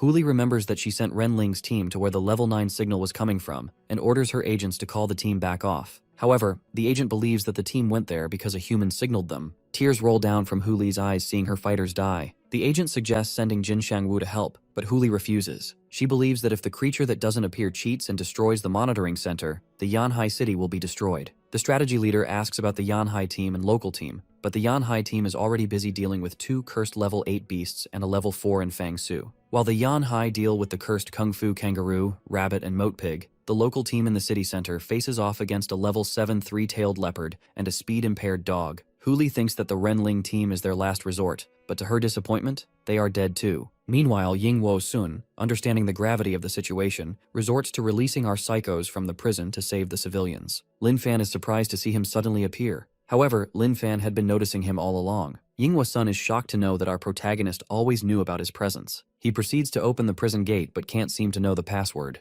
But then Lin Fan breaks through the gate like nothing, leaving Yingwo Sun surprised because he thought the door was indestructible. As our heroes leave for the battle, Jang asks about picking up the chicken, but Lin Fan refuses, saying that the chicken only eats and they need to work right now. Yingwo Sun starts explaining everything about the intelligence team, but when he looks around, he finds the recruits already gone. Meanwhile, in the destroyed city, the level 7 team lies dead. The little girl cries, hugging her pet, while Ice Fox belittles the level 7 heroes. The Renling team's healer, Ching, tries to heal one of the fighters, but her powers are of no use on dead people. Ice Fox tells the team that they're here seeking death. The martial arts expect Xiao Shu and Chen Shu Wu to enter the fight. The team gets into formation, and Shu Wu uses his Tianjing Dragon Wind. The wind circles around Ice Fox. She draws up her ice shield and tries to escape, but the wind keeps her trapped. Ching then jumps out to save the little girl and hurries her to safety. As the level 8 fighter walks the girl to safety, she looks back to take one last glimpse at her dog, and tears flood through her eyes. Suddenly, Ice Fox breaks through. Ching sees the dragon windbreak and hurries the girl to safety. Ice Fox acknowledges that she underestimated the level 8 team, but then she rains ice blocks at the fighters. Chungming draws up a barrier to protect himself, while Xiao Shu barely blocks the attack with his seals. Ching jumps in to heal her fellow fighter. However, Icebox remains determined to end them and sends in a cold bone mist. As the snowflakes strike Xiao Shu's barrier, the air gets colder, and Ching and her friend start feeling cold. Suddenly, their bodies start freezing. Their teammates worry about them, but Ching tells them to focus on saving people. As the snow mist falls, Chungming is surprised to see the snow penetrate through his barrier. They too start to freeze and their barrier breaks off. Ice Fox finds humans condemned by nature for their inability to withstand cold. Meanwhile, the city sirens announce the cursed creature attacks and advise the citizens to head to the schoolyard and park to hide. Our heroes walk through the scared crowd and bump into the girl saved by the Renling team. She recognizes the fighters and leads them to the Renling team. Ice Fox sees our protagonist and his friend arrive, confident that they're going to die at her hands. The Renling team gets annoyed seeing the girl return and tells the 666 team to run away, thinking they're here because of the rooster. Ice Fox throws ice spears at our heroes, but Lin Fan steps in and instantly grabs all her shots. The team is left surprised, but even more shock comes to Ice Fox seeing her attacks blocked. Jang tells his friend he loves the beast's tail, but Lin Fan, thinking she's a human, tells his friend they can't take it. Ice Fox gets angry at being called human. With her denying that she's human, Lin Fan agrees to get its tail for his friend. Jang worries that it'll hurt the beast, but his friend assures him that it won't. Our hero takes a leap and suddenly appears behind Ice Fox. Before she could turn around, Lin Fan pulled her tail off and handed it over to his friend. While Jang feels happy receiving the fluffy tail, it pisses Ice Fox off. She jumps towards our protagonist with her sharp claws ready to shred him at once. The Renling team thinks Lin Fan is done for, but to everyone's surprise, he grabs her claw single-handedly. Ice Fox is shocked seeing him grab her with her powerful ability and wonders about their level. The system tells our hero that the beast can ease his hunger for 7 weeks and shows him instructions on how to eat it. Ice Fox thinks that the fighters think they're human and want it for that. She grows angry and tries to break free, but Lin Fan keeps her holding without even flinching and asks his friend if he finds her lovely. Jang loves the tail, but he loves the fox's cute ears even more. Ice Fox trembles in fear, not knowing why as she faces Lin Fan. Our protagonist punches the cursed beast, smashing through its ice barrier and sending it flying in the air. The Renling squad is surprised to see the fighter's strength. Lin Fan still struggles to understand what this beast is. Ice Fox, bent on killing the humans, calls Tun Shui Yu, saying she agrees with him. Jang starts looking around. Lin Fan's system recognizes an energy wave nearing in quickly. A water wave suddenly hovers over him. It wraps around Lin Fan and carries him away. The level 9 monster Tun Shui Yu walks in, calling Ice Fox out for being wrong. Ice Fox agrees that she can't kill our protagonist. Shui Yu grabs his fellow cursed beast and tries to get her to agree to be with him. He tries to convince her that ice turning into water and water turning into ice is the same, and suddenly kisses her, surprising anyone. Chen Shu Wu suddenly remembers the gorilla's drawing and yells at our heroes to stop them from merging before they transform into something worse. However, it is too late. The two cursed beasts become one,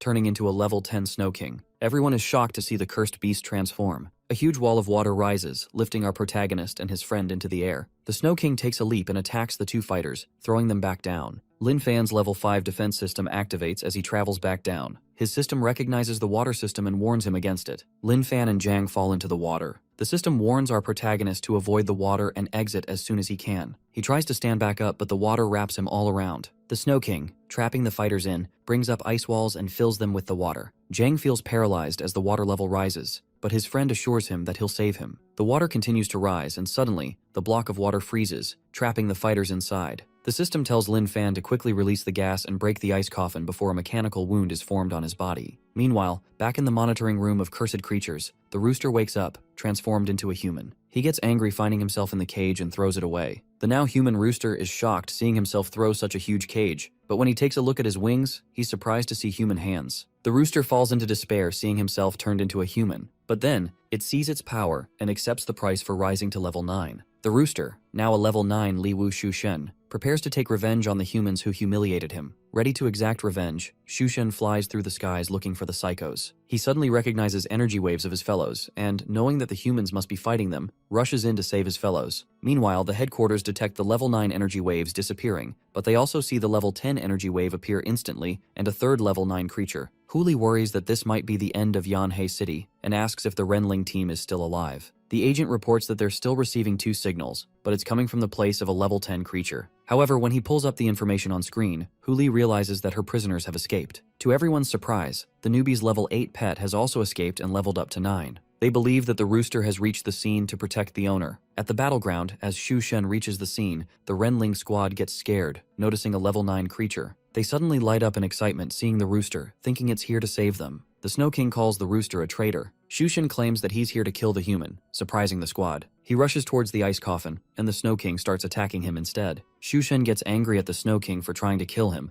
but the level 10 king thinks he's trying to save them by pretending to fight them. The Snow King, not trusting the rooster because the humans cheered for him, starts attacking, but Shushen blocks it with his grasshopper claws. Meanwhile, the Renling squad still thinks they exposed the rooster for trying to save them when, in reality, the rooster was redeeming his chance of becoming a hero. Still considering him a traitor, the Snow King continues to attack his fellow. He finds his human breath disgusting and his leash a sign of betrayal. He refuses to believe that the rooster is not a traitor. The 2 cursed beasts exchange blows, but Shushen still tries to convince his fellow. The Snow King holds him down with his water powers. Shushen tries to fly up, but the water keeps dragging him down. The Snow King uses ice power, but the rooster uses his water wall to block. However, the Snow King's power proves to be stronger, and he traps Shushen around the ice blocks. Shushen uses the water power again, but it proves to be useless. The Snow King starts laughing at him, boasting about his superior power. Suddenly, Shushen uses his electric power. The current flows through the water and burns the Snow King to a crisp. Although the rooster manages to hurt him, the Snow King still remains powerful. He quickly moves towards his opponent and swings his sharp attack. Shushan uses his titanization to block, but then the Snow King kicks him and throws him into the ground. The cursed level 10 beast knows the rooster is powerful and has a lot of abilities. However, it lacks the experience in combat. He runs towards his fellow being, ready to end him, but then Shushan uses his true power. A second later, the Snow King comes to his senses, confused and wondering why he can't attack. Suddenly, the rooster uses his power in the deep sea. The Snow King is surprised to see his opponent with deep sea powers. His head starts to hurt. The rooster screams at him that he's not the traitor, and right then, the Snow King uses his sharp tail and goes straight for Shushen's neck. Right before the Snow King's sharp tail could pierce the rooster, he uses his evil eye. The Snow King starts hallucinating, seeing figures of beasts. He breaks down and bends his knee, accepting his opponent's strength. But when Shushen lets his guard down, the Snow King attacks him in his leg and cuts his head off with his sharp claws. The whole Renling squad is shocked. The Snow King gets up, triumphant in battle. He takes his claw out of the rooster's body and walks away. However, when the Snow King turns away, Shushen gets back up and grows another head, but this would be his last chance. He faces off against his fellow, no longer underestimating him. They both leap towards each other. Their claws strike each other, and they exchange blows and banter. However, the Snow King sneaks in an attack and digs his sharp edges into the rooster's stomach. He throws the rooster into a corner with a king. Shushen digs his claws into the ground and gets on his feet. The Snow King, pushed to the edge of his abilities, struggles to fight. He uses his snow ability, and the snowflakes pierce through the rooster's body. Shushen starts coughing up blood, but so does the Snow King.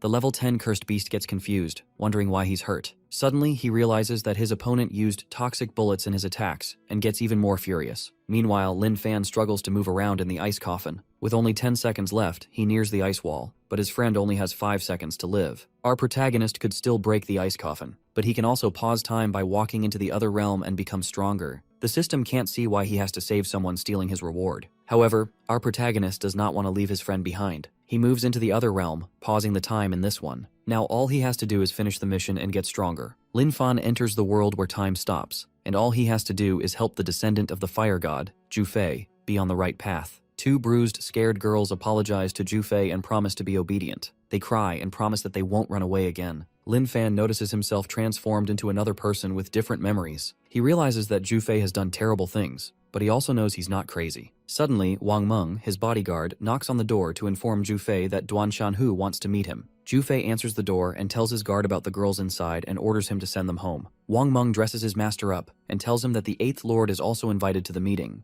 The 8th Lord is highly respected, but Jufei doesn't care much about him. As Fei gets inside the car, he startles his bodyguard by thanking him for the first time ever. Wang Meng asks Zhu Fei what he'll do about the 8 lords asking him to hand over his territory to Duan Shanhu. One of the guards advises against it, but the other one doesn't think they have any choice. The guards are impressed by Fei's carelessness. However, they don't know it's just Lin Fan missing his friend. Zhu Fei turns to his guard and asks him what being on the right path means. The guards find his simple question scary and wonder if he wants Duan Shanhu to leave the Black Gang. As they reach the place of the meeting, Wang Meng gets out of the car and gets angry seeing so many guards standing outside. He tells Zhu Fei to wait while he calls more guards, but Zhu Fei stops him. Seeing Zhu Fei fearlessly walk through an army of bodyguards, the guards can't help but be impressed by his bravery. He bravely heads inside the palace and sits beside Duan Shanhu. However, Duan Shanhu grows frustrated because Zhu Fei sat on his side, and he now can't grab the gun hidden under the table. Meanwhile, the 8th Lord sits beside them and starts feeling awkward, remembering their previous heated meeting. Duan Shanhu starts wondering if our protagonist knows about his gun. Zhu Fei, hungry, calls for food. The waiter brings in the meal, surprised because he thought it was just a business meeting.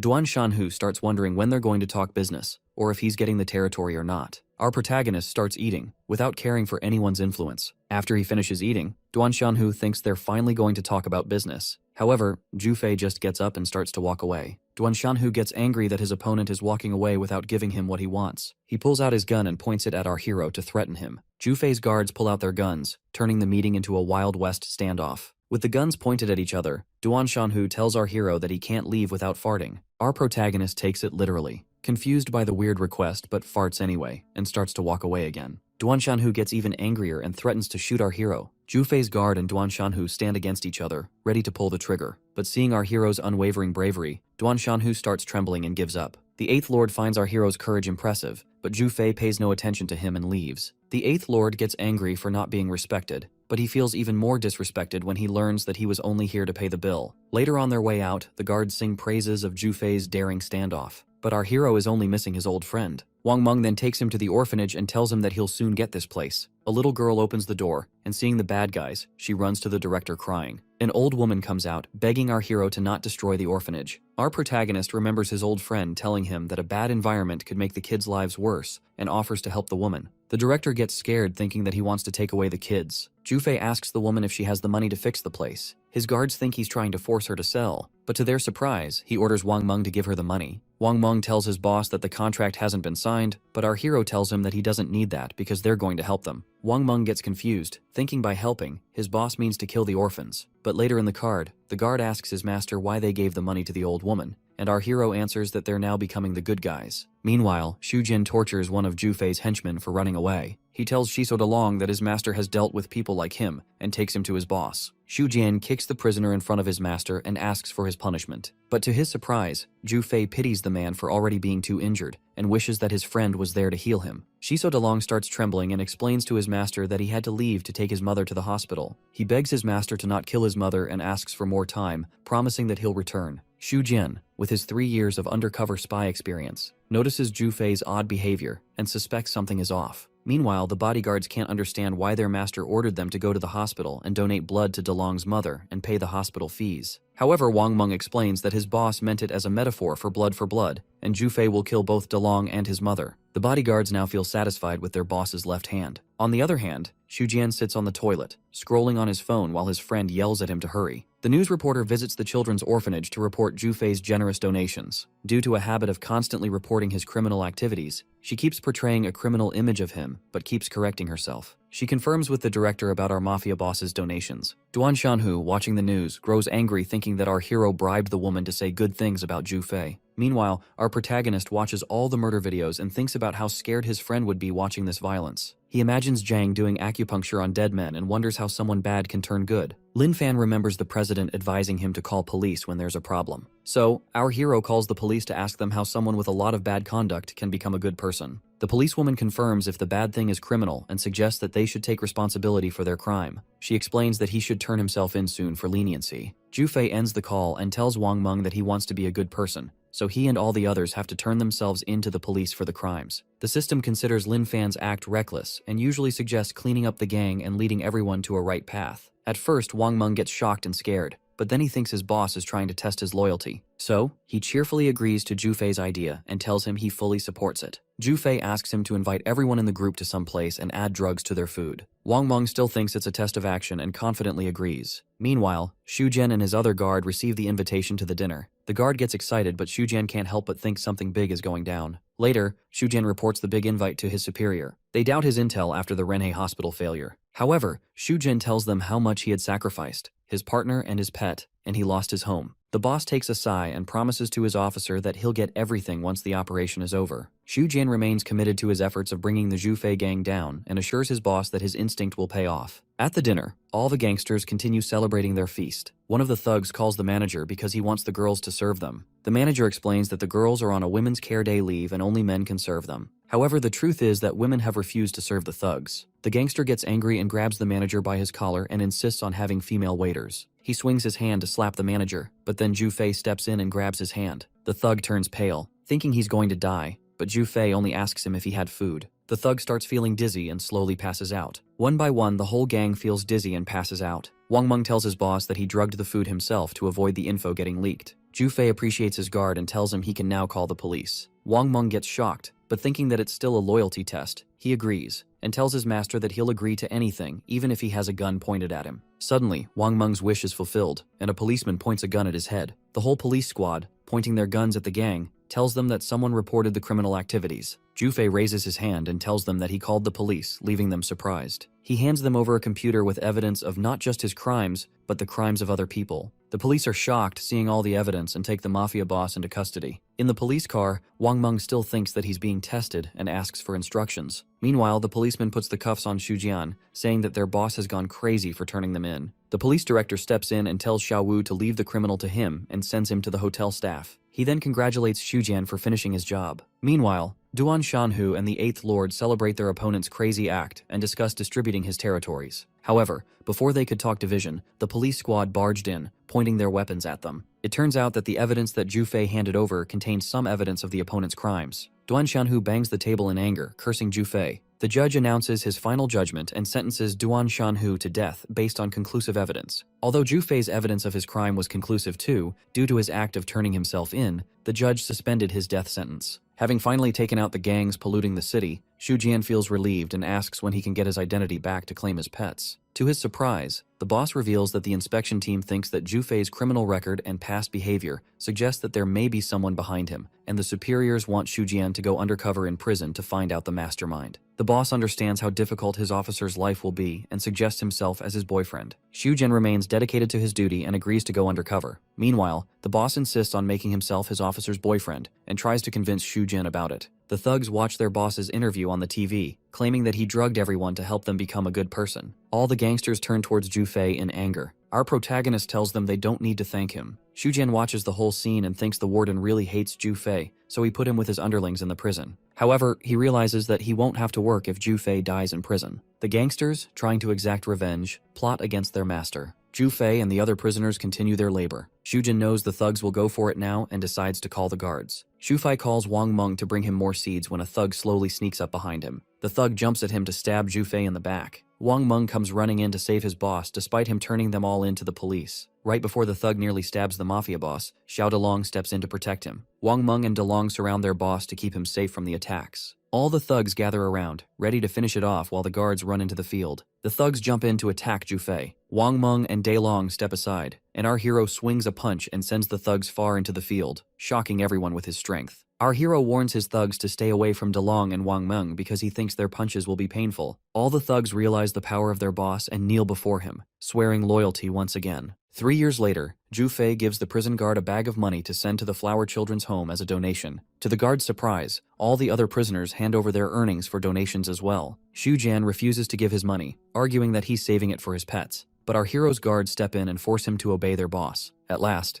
everyone hands over their money, and our hero thinks that he can now return to save his friend. However, Jufei still hasn't changed and will return to his criminal life, so Lin Fan needs to continue his mission. 3 more years pass, but the mission still doesn't complete, making our hero sad. However, during these 3 years, the police didn't find Jufei's contacts with anyone on the outside, so they relieved Xujian from his undercover mission. The boss adds that the organization is still trying to observe Jufei's unusual behavior, but Xujian doesn't think that he's crazy. 60 years later, Jufei finally gets out of prison. The news reports the mafia boss's transition from being a criminal to donating his labor money to the orphanage. A little girl walks up to him as he gets out of the prison door. She calls Ju Grandpa, hands him a bouquet of flowers, and thanks him for helping the orphanage. Lin Fan, finally hearing that he's a good person, asks if he can return to save Jang. The system doesn't acknowledge Jufei's life has changed, but with his age, he no longer has the opportunity to return to crime. So, the system marks the mission complete and sends Lin Fan back to his world. However, the fire god curses our hero for ruining his descendant's life. Lin Fan immediately returns to his realm, and the countdown starts. Our protagonist gains a new god-level ability, Flame Control, as a reward for completing his mission. The system asks if he wants to use his ability to break the ice coffin. The block of ice starts to glow red from the inside, and then suddenly its walls shatter and a huge fire blast comes out. The Snow King starts sweating in shock, and suddenly the fire blast strikes him, burning him away. Shushin is left shocked seeing his level 10 fellow burn to ashes with a single flame. Ju hugs his friend for saving his life and turns to Shu Shen, who looks familiar. The rooster trembles in fear and begs its owners to not kill it, claiming he's their pet. The psychos see the rooster's transformed body and wonder if it'll still lay eggs for them. Accepting that the rooster can no longer lay eggs, Lin Fan suggests making soup. Meanwhile, Jufei in the other realm suddenly comes to his senses. He starts looking around trying to find the 2 girls in his room. As he screams at Wang Meng, he suddenly notices something strange about his voice. Jufei wonders why he feels powerless. He notices Wang Meng and fails to recognize him in his old age, but his shock only grows when he notices his hands and his face. The mafia boss is shocked to see himself old and wonders how many years it has been. He starts trembling when he learns that 66 years of his life passed in the blink of an eye, and he passes out from the shock of learning that he's become a good person. Wang Meng and DeLong start crying seeing their boss collapsed on the floor. Later, the people carry the late mafia boss's coffin and cry for the one they swore loyalty to. Back in his world, Jang gives the Renling team tips on how to run the rule of law. The rooster now returns to its original form, and Jang notices a little girl crying, hugging her severely injured beast. He offers to help the dog with his acupuncture, and with Lin Fan's assurances, the girl agrees. A moment later, the beast comes to life with our expert's technique, and Lin Fan's system detects an energy source to ease his hunger for 4 weeks. However, both our heroes don't want to eat it because they don't find the beast cute. Jang tries to help the Renling team with his acupuncture. However, they are too injured from Lin Fan's fire ability, so he doesn't think they can be saved. Lin Fan tells his friend that he's gotten a lot stronger and feels bad for injuring the fighters. He adds that the psycho in his head told him it's a level 4 fire, which is difficult to control. Zhang reassures his friend that he can't be blamed, and with his new powers, they turn to help more people. The rooster is now shocked seeing the humans grow even stronger. He fears that he'll have to serve them his whole life, and hopes that there's someone stronger than them. A little while later, the Renling team wakes up and finds the newbies and their pet rooster gone. Seeing all their injuries that only 10th grade or national level healers could cure gone, the fighters wonder if the newbies healed them. They instantly start cheering for their new heroes and their strength. The Renling team realizes they can now protect Yanhei City better and suggest contacting the monitoring center to rescue more people. However, their faces turn pale when they hear about the horrors at the monitoring center. An hour ago, a cockroach entered the monitoring center, and the alarm started picking up on a level 10 or higher cursed beast. Huli's face turns pale in horror when she learns that the national level cursed beast has entered the monitoring station. Suddenly, the demon cockroach grabs one of the agents by the neck and cracks it. All the other agents run for their lives in panic. Huli is shocked that the cursed beast found the entire Yanhei City surveillance and silently infiltrated. However, seeing his humanoid shape, she wonders if it's even a beast. The demon cockroach throws the human into the wall and walks towards the strategy leader. Huli trembles seeing death approach her slowly. The demon cockroach takes a leap and swings his kick. Huli raises her hand to hide herself, and suddenly, Cyclops' heart dragon comes out and saves her. As the dragon keeps the demon cockroach tied, she realizes that if it wasn't for Cyclops, she would have died. Right then, Kim Thuong steps in with his fingertip sword dance.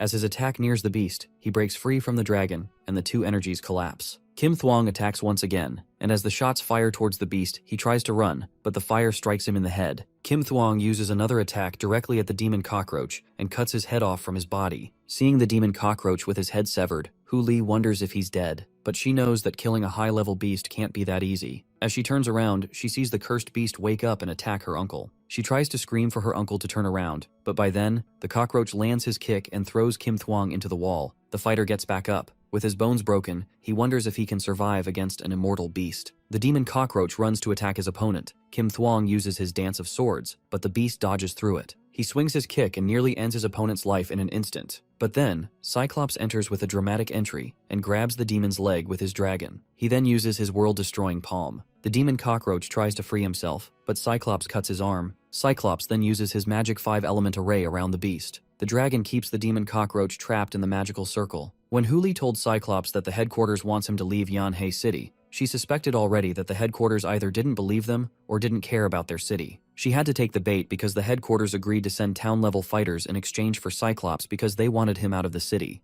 Huli suspected that there was a traitor inside the headquarters that could affect one of the 4 people capable of making a decision. Huli thinks the town-level fighters are just pawns, which is why she had them scanned by Cyclops for trackers. She asked Cyclops to cooperate because they needed the town-level fighters' help and asked him to turn back from halfway. Huli knows that an attack will happen when Cyclops leaves the city, which would mean that they'd know about him leaving. Cyclops realizes that if they know about him leaving, that means the traitor and the cursed beasts are connected. But Huli believes that it also means that the cursed beasts will be able to easily find the cameras and defenses of the entire Yanhei City. On Cyclops' signal, Kim Thuong prepares for the final kill. He releases electricity on the demon cockroach. The current keeps him tied while the thunder rumbles in the sky. The lightning comes down from the heavens with a blinding intensity and strikes the demon cockroach. Smoke spreads everywhere as the lightning burns the demon cockroach to a crisp. The cursed beast falls, and in a crippling suspense the fighters wonder if it's dead. Seeing the beast corpse still around, Huli yells that it'll be reborn soon. Suddenly, the demon cockroach jumps behind Cyclops and kicks him into the wall. Cyclops coughs up blood as his team worries about his safety. With his injured body, Cyclops can't even guard a kick. He remembers Yingwo Sun handing him a paper of the gorilla's drawing and realizes that the cursed beast's ability is rebirth. Cyclops realizes that his opponent cannot be killed. Suddenly, the demon cockroach runs towards him and hits him into the wall again. Cyclops uses his destroyer palm to attack, but the cursed beast sees it coming and dodges the attack. He punches Cyclops in the stomach. Our fighter grabs his hand and releases his dragons. The dragons strike the beast and throw him away. Cyclops and his teammates consider giving up. Kim Thuong uses his attack to distract the cursed beast, and Cyclops takes this opportunity and takes a leap to attack. Cyclops, with his 11 dedicated years, refuses to give up. Meanwhile, the rooster recognizes an energy wave stronger than the level 10 beast. Realizing that the king's rumor might be true, he gets excited thinking the king will finally save him. The rooster turns into his humanoid form and grabs Lin Fan's hand to guide him to people who need help. The system informs our protagonist that it detects an energy wave to ease his hunger for a year. He grabs his pet and friend and runs towards the beast in excitement. Our newbies stand outside the building, not seeing anyone needing help. Suddenly, someone blasts through the windows and falls on the floor. Jang recognizes Cyclops and runs towards him to offer him acupuncture to heal him. Cyclops shouts at him to run away. Suddenly, the demon cockroach jumps in and attacks Jang. Lin Fan sees his friend get hurt and immediately catches him from falling. Seeing his friend injured in his arms, our hero gets angry. He tells Jang to wait and assures him that he'll be fine. The rooster cheers in excitement, seeing his freedom in the future. He cheers for his king's strength. Lin Fan gets up and jumps towards the cursed beast. He punches the demon cockroach in the face and throws him in the air. The rooster and Cyclops get shocked seeing Lin Fan's strength far bigger than the national-level beast. The demon cockroach leaps towards our protagonist and tries to punch him. But right before he could land his fist, Lin Fan swings his and slams the beast into the ground.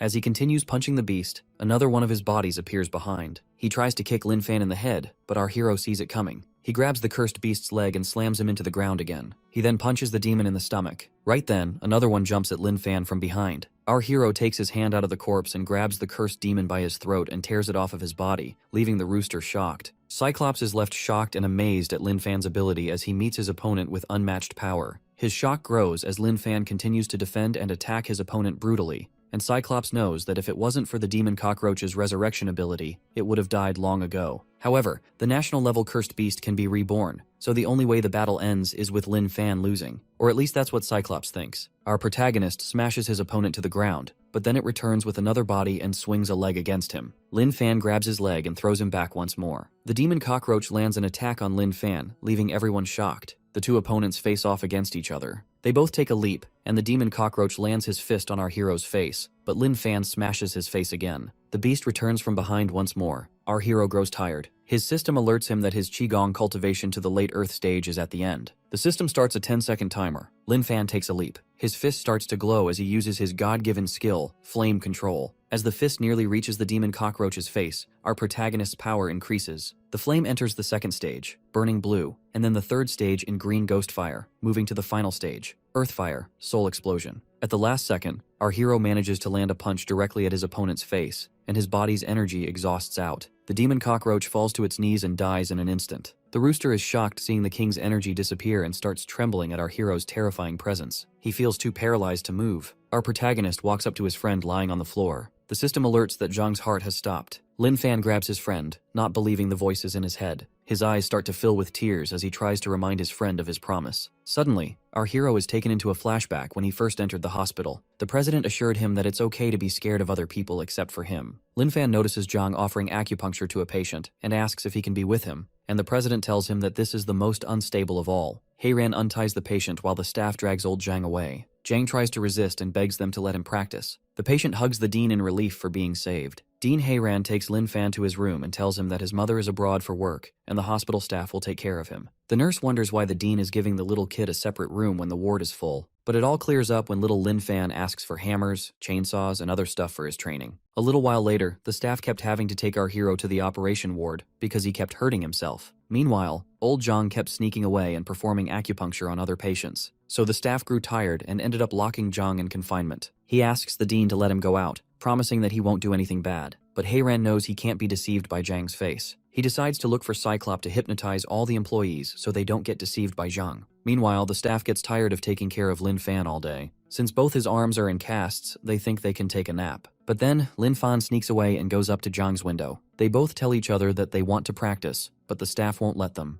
Lin Fan offers to take Jang's acupuncture because that'll help him practice too. They both introduce each other, and Jang promises to always help his new friend cultivate. The nurses suddenly wake up in panic, finding Lin Fan escaped. They hurry to look for him, but find him passed out with needles poked in his face. The staff rushes the kid to the hospital, blaming the old man. Jang gets upset, thinking that his new friend will never come to see him again. But then, Lin Fan comes back for another chance. He hands his friend the needles that he sneaked away from the doctors. Jang jumps in excitement seeing his friend return. Lin Fan tells him that his technique helped him, and he saw a bridge and a beautiful white-haired person waving at him. Jang starts thinking that his technique needs more study, and once again, Lin Fan passes out with needles in his face. Lin Fan returns back to his friend and gives his little bow to Jang because he finds it pretty. Jang cheers in joy, having received a gift for the first time, and decides to return it with his upgraded acupuncture technique. He pulls out his needles and performs the acupuncture to help his friend get stronger. But like all the other times, our hero passes out, and the staff rushes him to the doctor. The dean gets angry after learning that it's the 8th time Lin Fan has been stabbed in a month,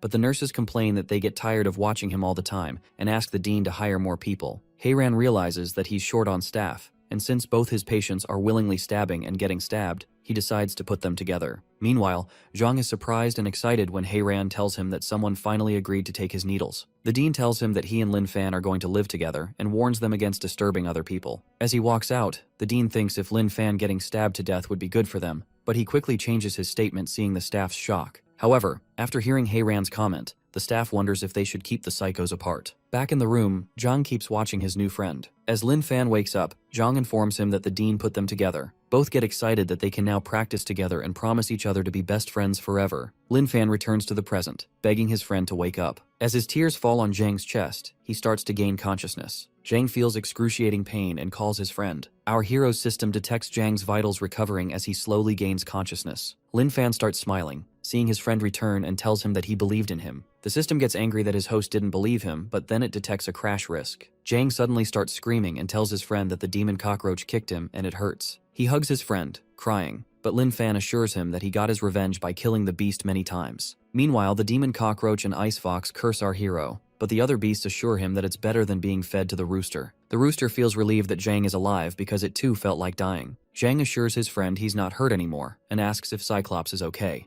The rooster starts looking for its king's body while the psychos are away. He starts imagining the demon cockroach on a grill and starts burying him before the humans eat it. Jang sees Cyclops severely injured and offers his acupuncture, but Cyclops rudely refuses even after Lin Fan tries to convince him. Meanwhile, the rooster continues digging and suddenly sees a dead cockroach. It eats the cockroach, pissing the demon beast off even more. While the dead beasts try to console their king, the rooster wonders what his true form was. Suddenly, the rooster feels a strong energy in its body and starts to hurt. The dead beasts get excited thinking the rooster is finally going to die, but then it starts flying and rises to the national level of Cursed Beast, leaving everyone surprised. Jang worries that the rooster will fly away and not return. The rooster, now at the national level, finally decides to take his chance. But as it flies towards Lin Fan, it realizes that if the king couldn't beat him, it can't either. So he just acts like a good pet and goes back to his owner. Everyone is shocked to see the psychos keep a national-level cursed beast as a pet. Huli is amazed at how they didn't just kill a national-level creature but also have one as a pet. She thanks the psychos for saving Yanhei City. Meanwhile, the surviving fighters continue to heal the injured, and Huli leaves a message in the group, thanking all the survivors for keeping the city and the dead for their sacrifices. The whole group chants the motto of remembering the dead and the living are strong, quite literally survival of the fittest. However, they are also amazed by the newbies now having a national level pet and start gossiping about their strength.